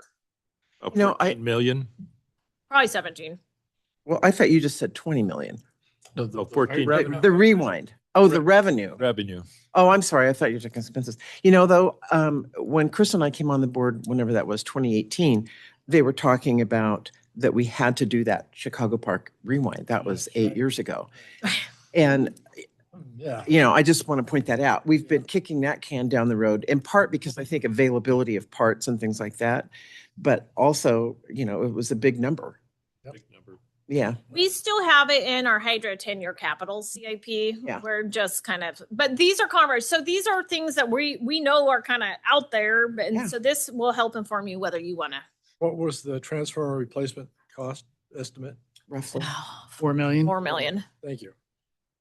A note on the Chicago Park Rewind too, that'll affect the reliability of the unit, the long-term ability to generate there, and post 2032 with a new power purchase agreement, if we have reliability guarantees or power production guarantees that penalties attached to non-production, then we want to think about how that affects that project getting done before 2032. Could you elaborate on that? Because I asked Jennifer that question. If Chicago Park, if we opt not to rewind it, we turn it off. We can't. It isn't part of the reliability for PG&E, and we get dinged, right? We get a reduced payment. Yeah, we wouldn't receive the full We payment. wouldn't receive the full payment. So that's It's a direct hit on revenue. a direct hit on revenue that needs to be factored into the decision about keeping, that on track. Every month we complete a calculation and we negotiate that with PG&E that shows them the percent online and the percent payment that we receive for the generators We used to see in the the PG&E reports. PB. Mhm. 100%, 100%. Yeah. Yeah, it's very Then- high. Then I assume that for every hydro unit we have, we're looking at a return on investment. This is true. Yeah. Some of them are just too expensive to operate. But that's like North Combi, right? Yeah, right. Yeah. But that's really the only one. Yeah, currently that's the only one we Yeah, pulled it's a offline problem. because it just, I mean, it can make pennies or cost us tens of thousands of dollars. Right. We have just the general fact is dam safety projects are going to continue. These new processes, the new scrutiny over them, and specifically the age of our facilities, we are Mhm. it's just coming one after another. Right. Is it Bowman South or North that we're Bowman South. Bowman South has some facing issues. We know about Combi's issues. Loma Rica Reservoir has issues. The little tiny dinky dam at Jackson Lake has issues. So this is Yeah. well, and obviously Yeah. Scott's Flat is the biggest issue. On the list. Yeah, it's a little bit of a sweet spot, right? You don't want to over fix things because the reality is we don't have the money, but then you also got to be cognizant of how much you're kicking the can, what's reasonable, can you do something cheaper? And the questions we need to start asking ourselves is, do we need it? I mean, clearly we need Scott's Flat, but do we need any of the other smaller ones? Those are the conversations we need to have. Because Combi needs to go next after Scott's Flat. And Loma Rica we're already been required to drop the surface water elevation of Loma Rica, as well as Jackson Lake is still dropped. The presentation you guys gave us on the fork, we'll call it the FERC part. The fork. Fork project, had a schedule for the inspections and stuff like that. So in the next 5 years, do we have a projected cost on dam safety projects for that whole sequence? So we know the cost of the inspections and the obligation that's currently underway with the new enhanced CAs with FERC, required by FERC. We have those costs.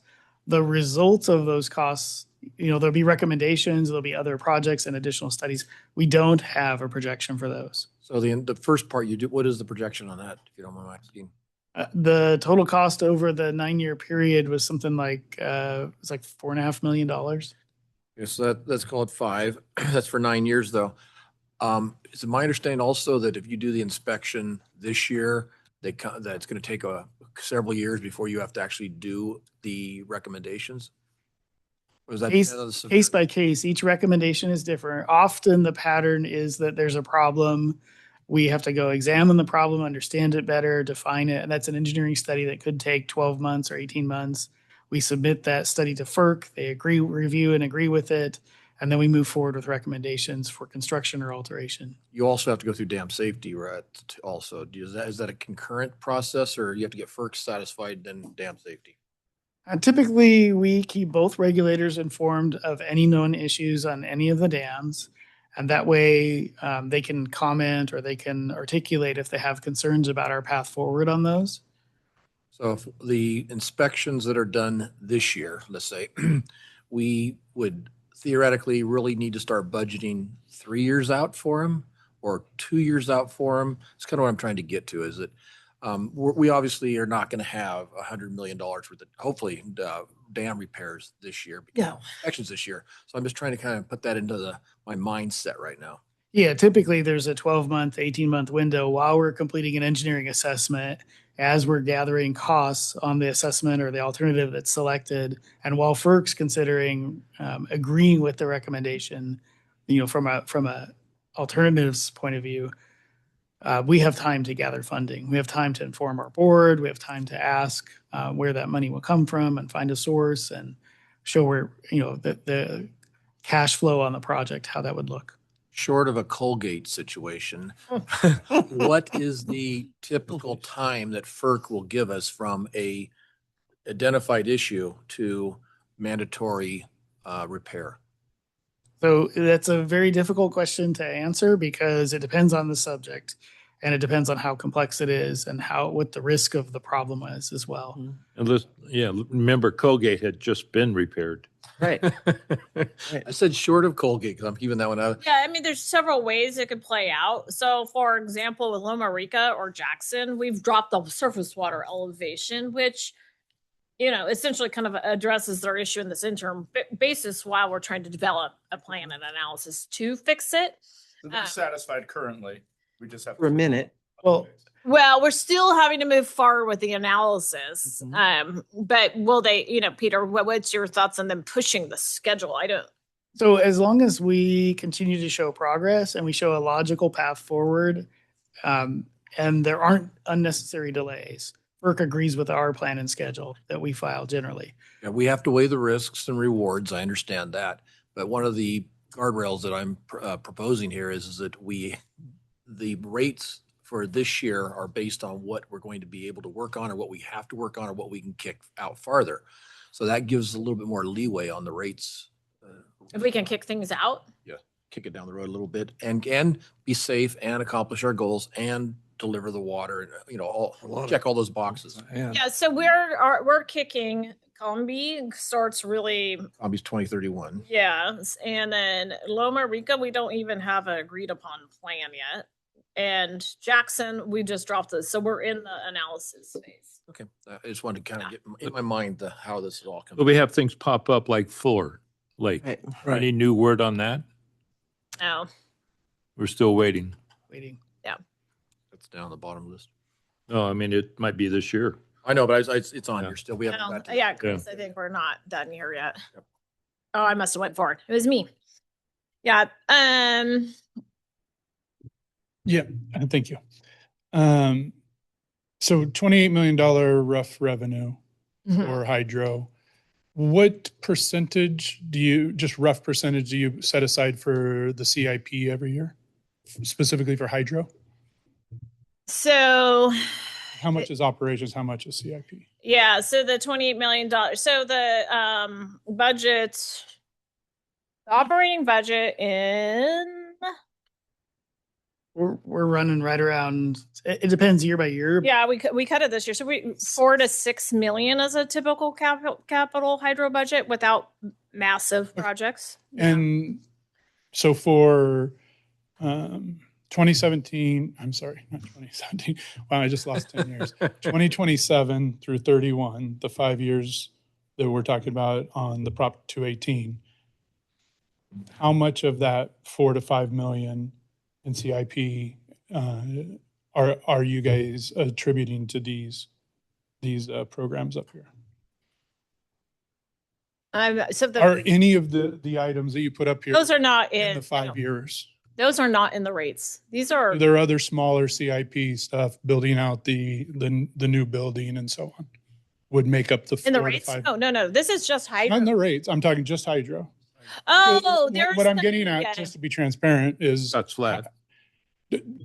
does your rate study that says you're getting $0 transferred from hydro every year, that's the rate study for the Prop 218, does that make sense?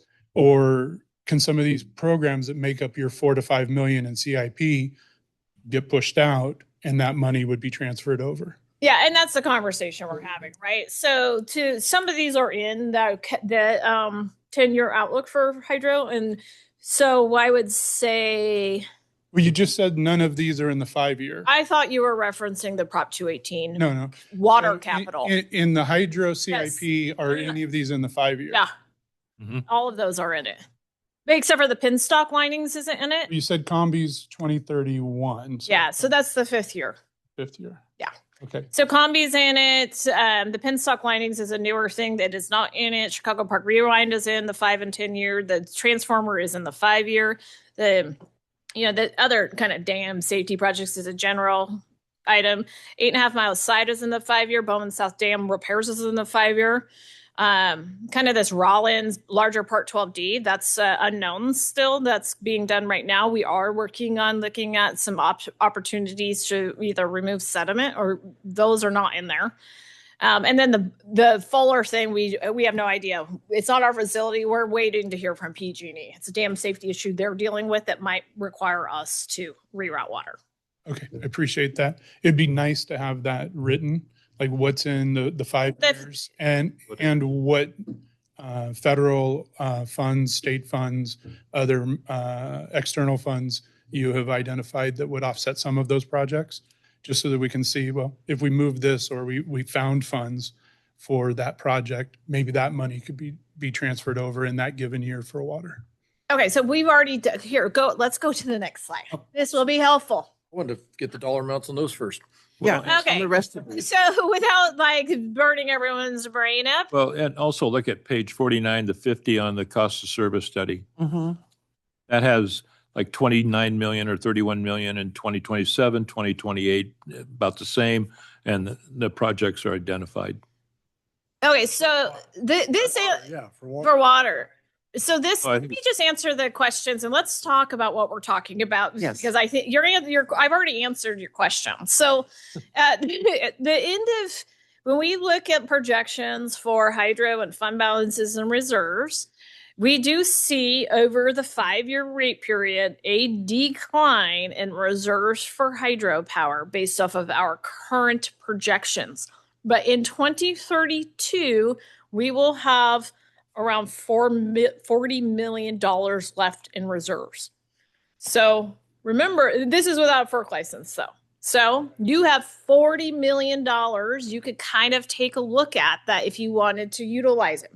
In the 5 to 10 year period, what the revenue projections or reserve projections continue to decline at a very steep rate.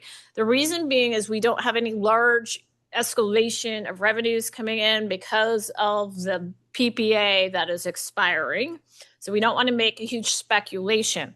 But if the board were to want to utilize, so what I'm telling you is you still have about 40 million left at that period, but it is still dropping over the next 5 years, right? Let me just interject. So the 40 million you're talking about, does that include paying for, so we pay It does. for all these? It includes it Some of to, these and not all. Right. well, so some of them are just challenges that we don't have, that we don't know, right? You're always going to have dam safety projects coming. Right.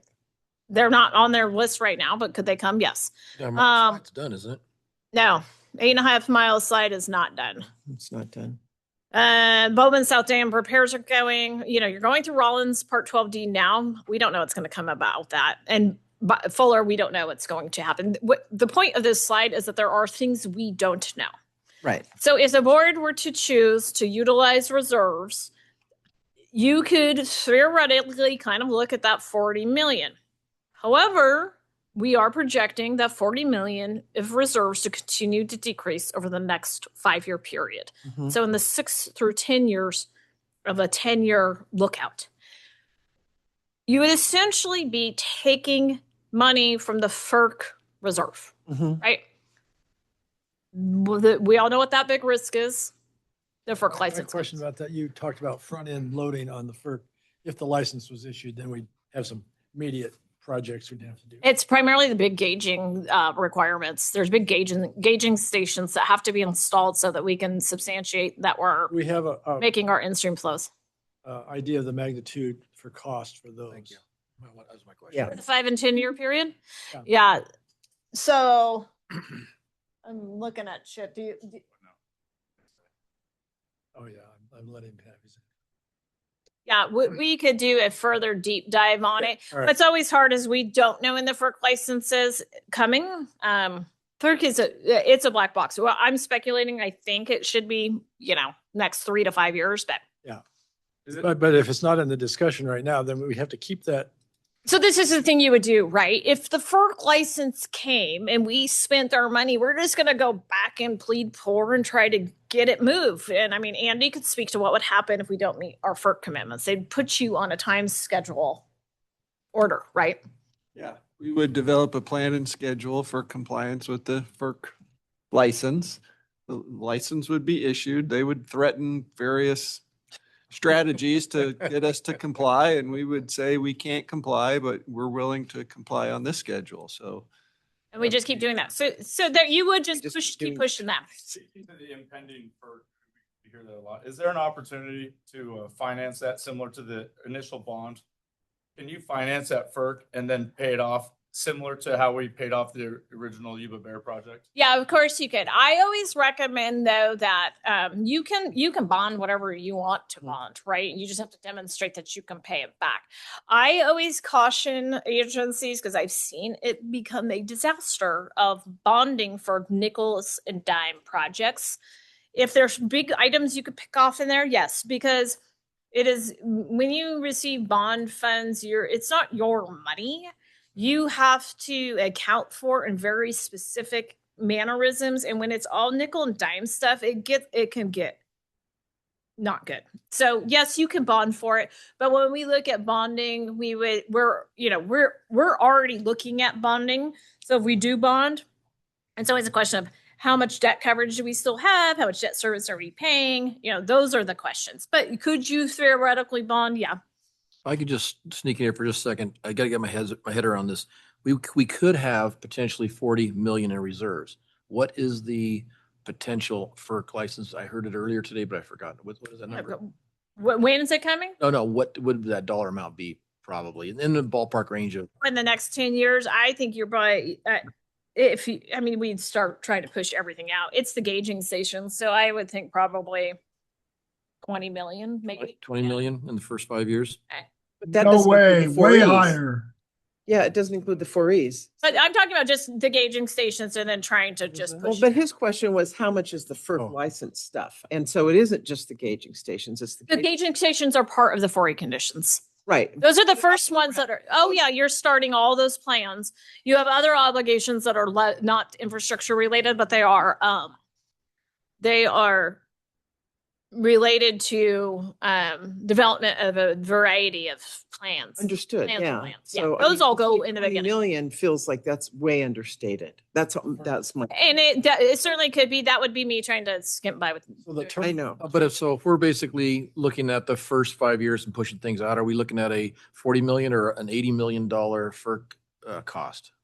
I'm trying to figure out how the cost would be relative to the 40 million in reserves we have. That's what I'm just trying to. So what my recommendation, if the board is wanting to really look at hydropower monies, I think that you do it on an annual basis. I agree. And we could give you more certainty on, okay, this year, this is what's happening. When you take the FERC, for instance, it's 218 million, 216 million. And if the term is 40 years, it's like 2 million a year or something like that. But if we have to build the fish screen immediately, I think you could push the fish screen out. so that kind of stuff, I agree with the idea of looking at that one. I think there's Yeah. FERC 4E conditions to some extent will be a little bit more manageable, specifically the ones related to campgrounds and building camp toilets and building camp roads and all those things. You could try to push those out as much as possible because of financial considerations. It's some of the other infrastructure improvement items that are related to actual movement of water, gauging of water, fisheries that are going to be more challenging to move out. Okay, I'm going to take Michael because he's been waiting a long time. Michael, go ahead. Oh, yes, thank you. Yeah, and again, I think this dialogue, as long as we keep just having dialogue, I think it's really useful in this. And my comments now have stacked up quite a bit since I first raised my hand. So now I'm going to go through them all. Most of them I've been putting in for the board and for staff and for the rest of the community in the chat. And I know that the chat is not being broadcast to other meeting workshop attendees. And I think that's a mistake in and of itself. If I was at the meeting itself and I was standing up and talking and making these points, everybody would hear them. So I'm going to go through a little bit of thing. Hopefully it won't take up too much time, but it echoes what Jennifer was saying. It's echoing what the directors are asking, and it's echoing what the person in the room is, I think it's Trevor, what he is asking about. And so I've already prepared these. This is also my thinking at this moment in time. All hydro projects impacting hydro financials impact revenues to offset water rates, including the new building purchase for hydro personnel. All these things are on the table. The 2026 cost survey study treats hydroelectric revenue as a forward constant of approximately $28 million per year through 2031. 3 undisclosed assumptions sit underneath that number, each independently material. So we have to look at that assumption that's made in that cost service study. That cost service study was made for the current 218 rate increase is now underway, 7 days away. Okay, on generation, the 2015 to 2024 actual record ranges from like, I think, based on my information, 128 to 453 gigawatts of power. This is like a 3-time spread, 3.5 spread across generation. The study does not state what forward generation assumptions produce $28 million per year. That $28 million per year is unsubstantiated. Climate hydrology, not talked about yet. NID's own 2020 HDR climate hydrology memo cited in the Urban Water Management Plan models runoff to 2070 under multiple climate scenarios. The cost of service study does not cite it. Independent data confirms the direction. I mean, I've looked at a lot of climate studies that are being put out right now. The Sierra Nevada snowpack down 90% of monitoring sites over 50 years, projected 50 to 85% further decline depending on many factors. And the March 2026 runoff that just occurred 2 months earlier is an example. All of those are going to be able to, all of those affect the amount of money that is generated that could be used for offsetting rates in NID's hydroelectric facilities. The PPA, the power purchase agreement with PG&E, undisclosed. You got to try to figure out what it is through how much money we get out. And so I've looked at that a little bit. The 2020 effective PPA price was about 160 maybe dollars per megawatt. The PG&E, the power expires in what, 2032, 2033. The Casio 2024 day ahead averages ran about $26 to $50 per megawatt. I'm not an expert on that area, but there seems to be an inconsistency there. It lends me, based on what I understand PG&E direction is with regards to power generation, that they're moving away from these old power plants. They're trying to step away from them. The study does not disclose the current rate study doesn't disclose post 2032 price assumptions, does not identify a successor counterparty, and does not present a merchant market downside scenario, meaning let's not be hopeful. The hope for a better PPA with PG&E seems to be a lack of reality being projected in the marketplace now that PG&E in PG&E directions. The combination of all these things is not additive; it's all entangled. The 30% generation reduction paired with a price fall from, let's say, around $160 to $75 per megawatt produces roughly $15 million in revenue. But again, I would know more and could do a better analysis if I had internal information like NID is available to. And so, a professional civil engineer should be able to look at all this information and put a stamp on a report that shows this stuff trajectory and show exactly what should be expected. The reserve trajectory on slide 12 collapses years earlier than shown. That's what I see.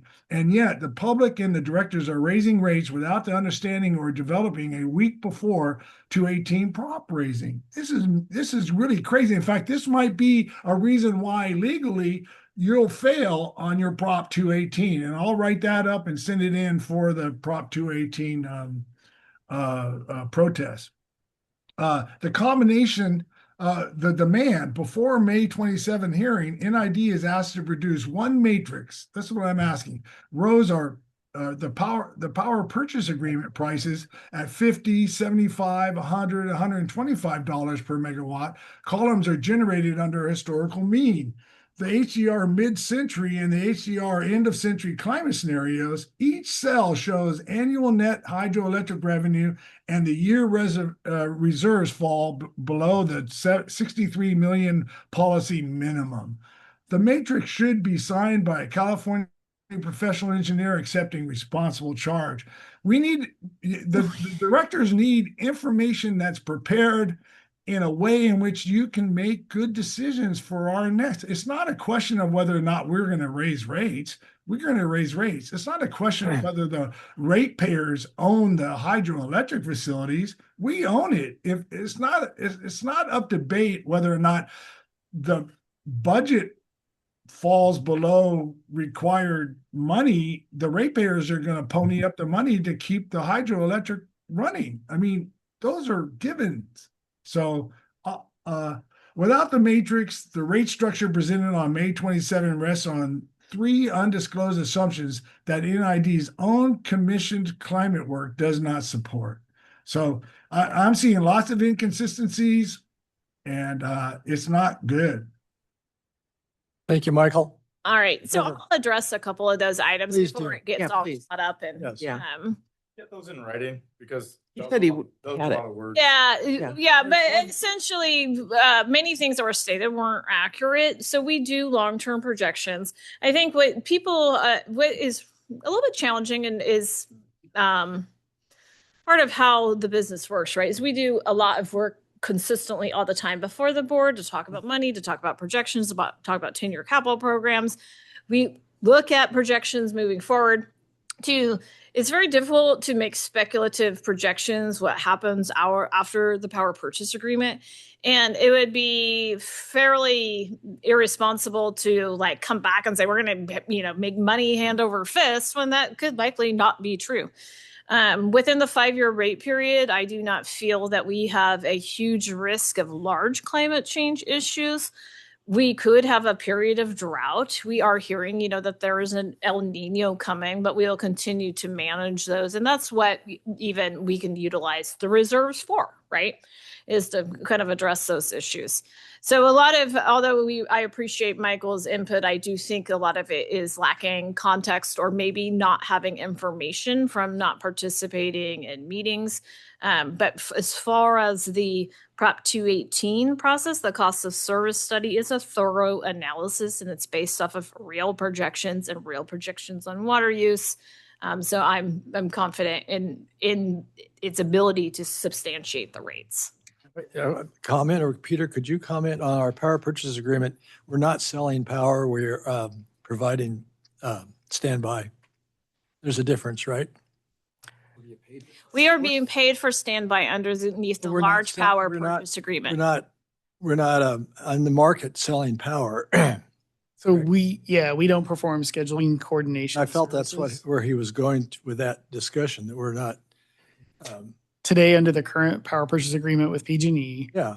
for the Yuba Bear, the units are paid on availability. Availability. So Available. we're not getting paid on megawatts we're selling. Correct. Okay, And that's- any that's all. climate or any flow change or any water change does impacting it. not impact. That's all. And that's going to be consistent through the rate term. Yeah. I think there's one thing I think that is not, we probably don't talk about or articulate well enough. The cost of service being charged for water in the rate study is fundamentally less than the cost to provide the service. Now, from the standpoint, we are highly subsidizing moving that water with hydropower right now, which is great. Can we use money to offset some of these costs? Absolutely. Do we have financial projections? Yes, we do. We've talked about them multiple times. We watch the financials very carefully. Can the board use some of that money to further subsidize the rates? Sure. But I really do think we should really have those conversations annual basis. If you want to take some consideration, we're just essentially we're taking a strategy of kicking the can a little bit and taking more risk. Thank you, Jennifer. So that's the question. That's the question. How much reserves do we want to keep in in hydro so we can do all the projects coming? Or how much money do we want to Right. push off to water rates, or vice versa? How much? Yeah, Well, but water rates can start paying more of the expenses than the upper division. right. And so the other thing, remember, is that when the board moved the initiation of the rates from July 1st to January 1st of 2027, that 6-month delay resulted in a $25 million less revenue projected over the 5-year rate term.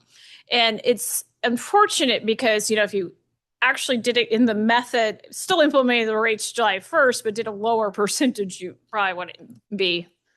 We wouldn't, speed it up wouldn't be as the much. 25 way. million. It would have been. It would be something that, depends on what percentage it was, but yes. Another way our customers save 25 million. Yeah, yes. Yes, I think immediately. Yeah. I think the second thing we're not talking about is the risks. If we decide to kick a can down the road and something fails just to keep rates down, is that going to bite us, or how much will it bite us? And I think that has to be part of the discussion is risk reward, how critical is this going to have to be? Well, Colgate's a great example. I don't, but well, that risk right there and that reward is $1 million a day they're losing in power How generation. easily. yeah, but that was, they had just repaired it. I know, but I'm using that as an example. But your other point is that the 30-year interest rate today was 5.6%. Went up big. The 10-year is 4.6, 5.1 or so on the 30. Things are going to be a lot more expensive in the future, and the longer we wait, the more it's going to cost. That's right. That's right. This is a useful conversation, and I appreciate especially this discussion about the hydropower. And I think Chris mentioned that he was talking about it. Your mic.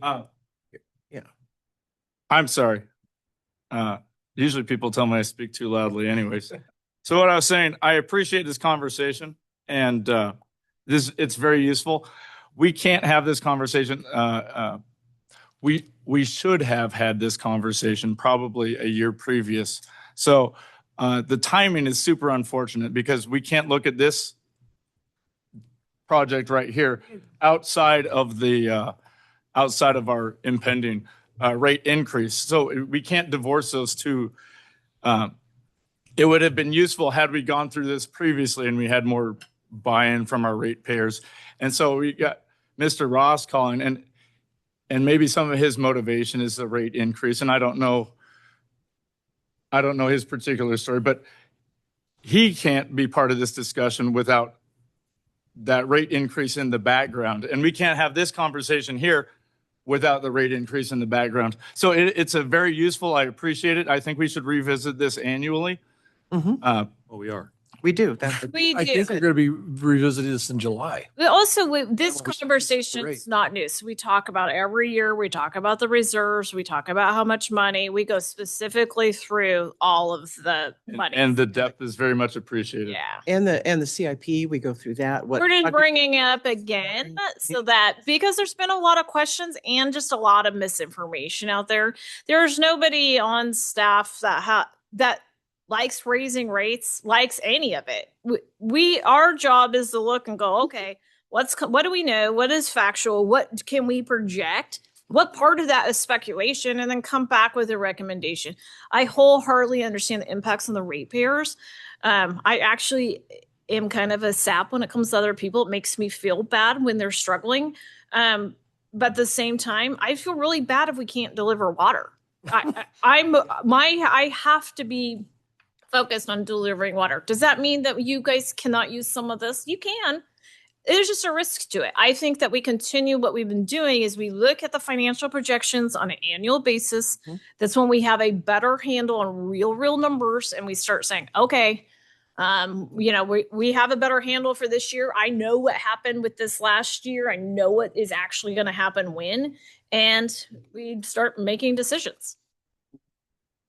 Following the guardrails. I think the guardrails were a great idea. Mm-hmm.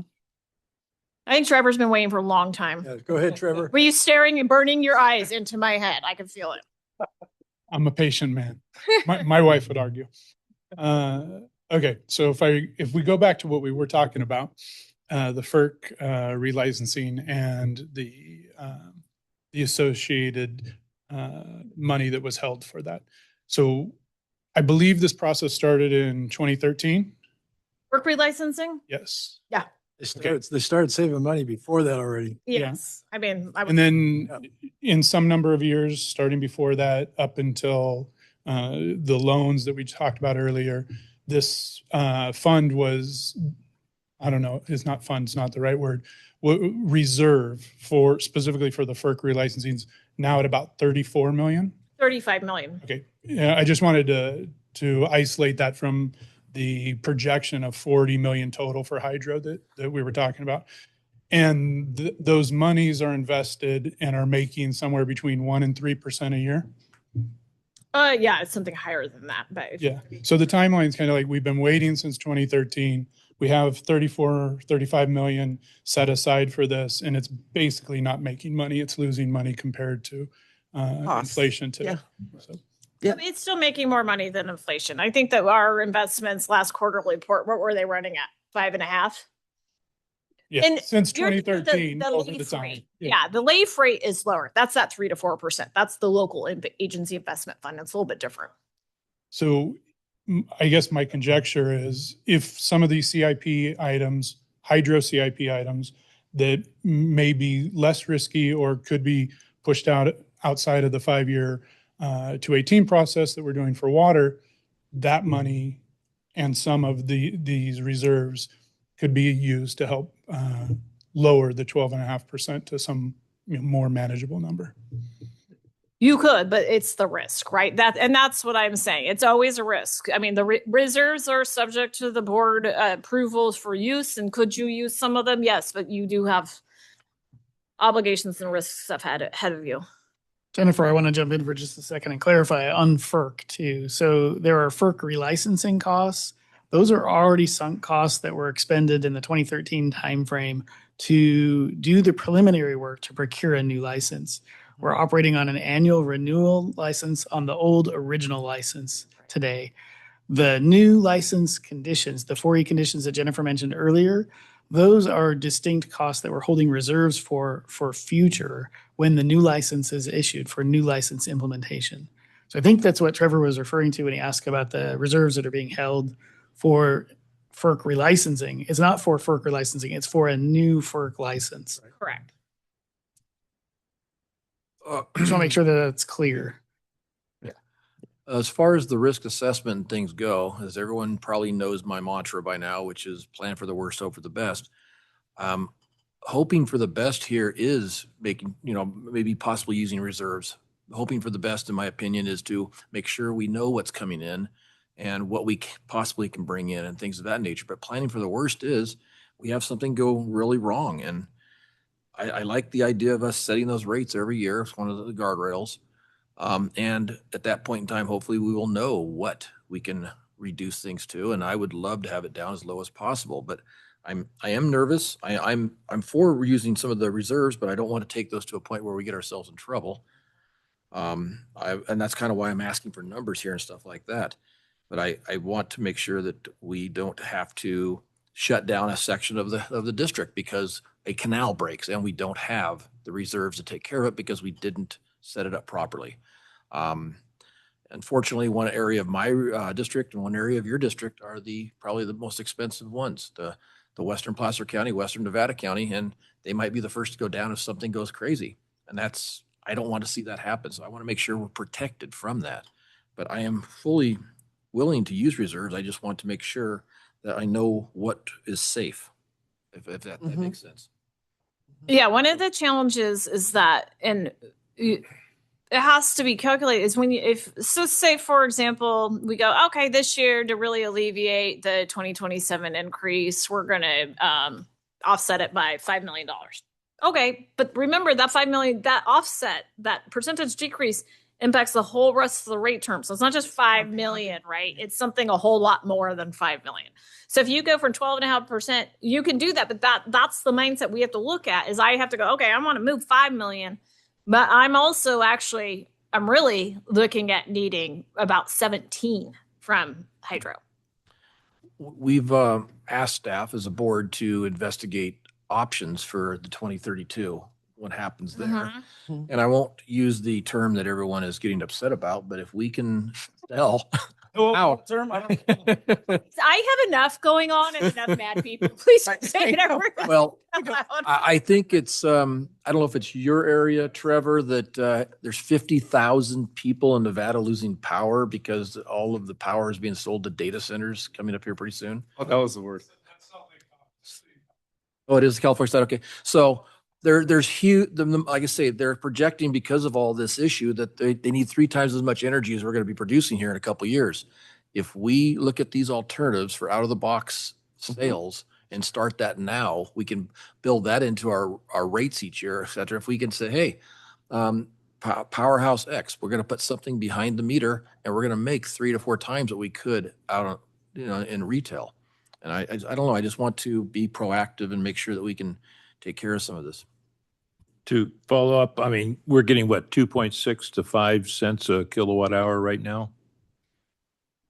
Significantly more. Significantly more. more? Really? Because wind power is what, 2.2? You're talking about our PPA or? Yeah, how much do we get? General. Yeah, how much do we get ISO? for our 80-some megawatts? Not selling power. We're not selling power, I understand that. selling But availability. if you were selling power, Yeah, so we have a portfolio of different contractor payment structures. understood. What's flat is on the res BCT, right? That offsets the power costs associated with our top 50 PG&E meters. And then we have Deer Creek, Combi South on the NCPA contracts, which are shorter term contracts where we're selling power that goes down south further. Not way down south, Lodi south, where it cause another storm. And then we have the power purchase agreement. Yeah, So what are we? it's all different. Well, They're all totally different. yeah, exactly.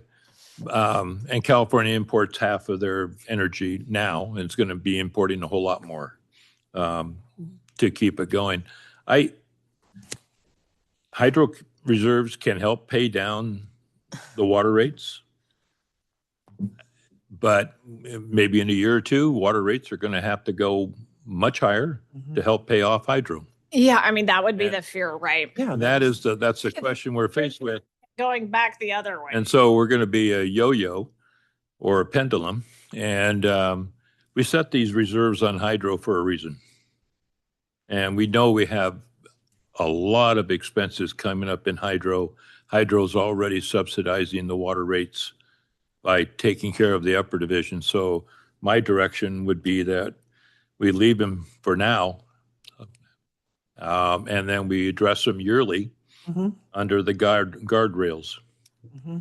Yeah, I mean, these are all things you have to consider, right? You're going into a Prop 218 public hearing, you're going to hear public input, and then, that's when you're just make your decision. I think that there's likely some opportunity to lower rates on an annual basis. To what extent, I don't know.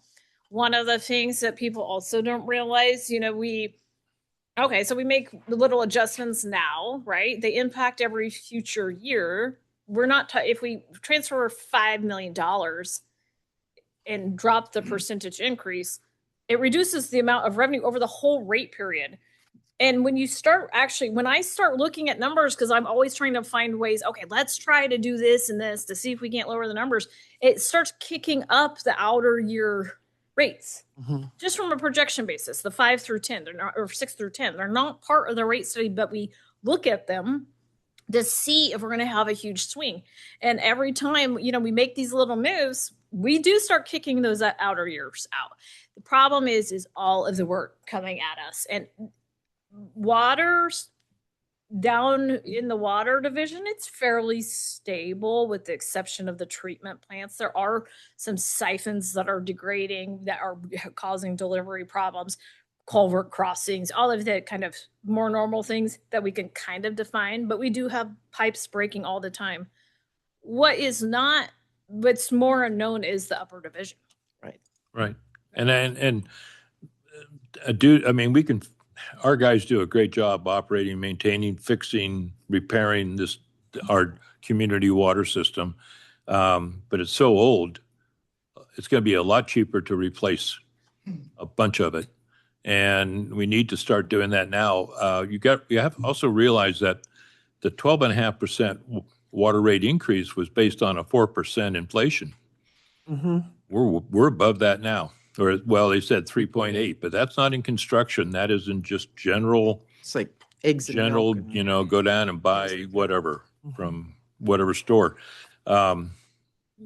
This energy has really gone up in price lately.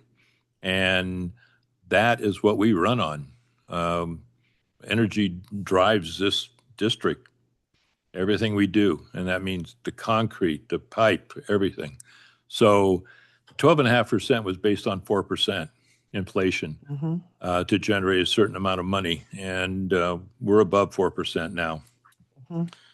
One of the proposed guardrails is also that treated water would pay, its rate could be different than raw water based Right. on the backbone or BEP or whatever we call it now. Depending on what project they have going. So the rate, raw water does, I keep hearing this, raw water does not pay anything for treated water, period. Right. Yeah, So they're in- separate. In a few, Treated water pays a portion of raw water because they use raw water. Raw water does not pay for treated water. so in the July rate setting, the treated water could be at a higher rate for the year than the raw water, correct? I don't know. Is that right? I mean, I thought they had to be the same. No, you could do they're- that. That was one of the Different guardrails classes. that I was talking about. Yeah. But this is the challenge, though. So here is the problem: is that the hydropower system is owned by the collective ratepayers. It is clearly documented, going all the way back to the beginning of time when those bonds were voted on, that the treated water folks were a large part of that initial bond issuance. In fact, their customer numbers were almost double of what the raw irrigation users were at that time. They own part of that. So you would be taking money to benefit raw water only and not treated water. What's more likely is that if you're going to move money over from hydropower, you're going to let both of them use it. Where you would see a discrepancy and a rate decrease would be if Scott's Flat Spillway gets completely funded, right? Yeah. Then Great. yes, then you could see a discrepancy in that spillway cost in between the two costs. Got it. If it's a raw water project. Got it. Thank you. Maybe a question for you. Is there like a industry norm for hydroelectric businesses on what percentage of their revenue or what percentage of their budget that they hold in reserve? So there is, yeah, if I understand your question correctly, Trevor, it's about what function reserves perform. What function reserves perform? for No, just more like a rule of thumb that you keep 10% of your overall revenue or 10% of Like your an industry operating budget. standard? Yeah, That's what you're asking. in reserve. No, I'm not aware of an industry standard like that. It depends on the size of the plants, the dispersion of the plants, the size of the dams and the reservoirs and the downstreams that are impacted. It depends on the risks Yeah, around those. if you're not located in a forest, you would have likely less fire risk, right? It's those kind of conversations. All right, so that is all we have, but I think it was a great discussion, and I really encourage anybody who has questions to reach out and let's talk about it. There's no, we've been seeing a lot of Facebook things and things we take it and we say and it gets taken out of context or whatever. I can promise you we're not here plotting and scheming. I personally don't have time for plotting and scheming. We're just trying to provide information, answer questions, be forthright about what's going on. If you have questions, I encourage the board, members of the public, anybody just to ask. We'll give you the answers we can. If we don't know, we'll go back and look. Thank you. Thank you. This was really a good discussion. Very good discussion. Director's report. No director's reports. No. This ends the This meeting. this ends the meeting. We're done. We're Yeah, adjourned. we're done. Adjourn it then. Oh, Oh, we wait, you got have a couple two comments Oh. here. comments. Okay, I'll take Walter. Go ahead. Oh, Mr. McNeil. Is it Walter or is it? Okay, can you hear me now? There you go. Go ahead. All right, can you hear me? Yes, sir. All right, thank you. Couple of quick questions. It's been alleged that the hydro subsidizes water, I don't think I've ever heard a specific number for that. You keep saying it's a subsidy because of your payment for the upper division. What's the number? The number is 12 million. Came out in our water, a plan for water study 2 years ago. Walter, if you want, we just went through that year by year. If you'd like to call me offline, call the district No, I office don't and want to call you offline. I think it should have been in your presentation. it keep was. It saying there's a was. subsidy. Yeah, it was in multiple slides, sir. So Okay. slides, let's see, 4, 5, 6, 7, 8. Where's the number?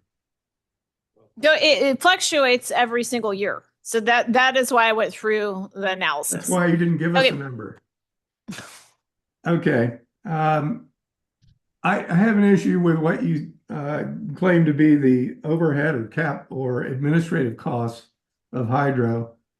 In the rate study, it shows two amounts for administration, one for hydro administration and one for administration generally. The two of them together are over $12 million every year for the next 10 years. In fact, it goes up to around 17 million 10 years from now. And that doesn't jive with what you said earlier about 5.5 million for, I think it was 2025, because you left out the other over 6.5 million. So what is the administrative cost of hydro? Because what I'm looking at basically says it's over $12 million and rising every year. You want to answer that?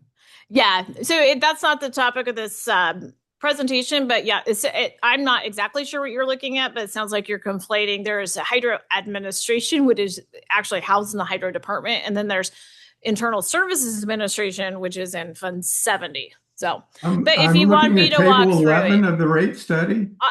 I don't have the rate study in front of me, sir.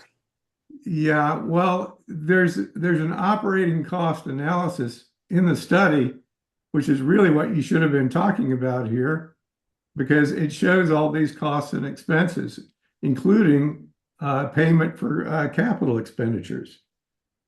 And then it shows that hydro is running at a loss of over $2 million for the next 10 years.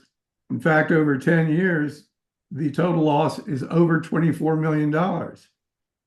So, which is consistent with the reserves. I think it's a little off topic. It is off topic. We're here to talk about whether we want to spend reserves or not, Yeah. not getting into all these weeds about what, this and that. We're talking about, the purpose of this meeting was to talk about whether the board wants to subsidize rates by tapping into our reserves, not how we got them, all those questions. So we're about to end this meeting. Thanks for your call.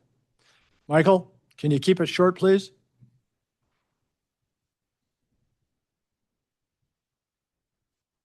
Michael put his hand down. Okay. Anything else? Wait a minute. Okay, sorry. Here he goes. I put my hand down before I did the audio. Well, thanks for having the meeting. It's been interesting, and it was a good workshop.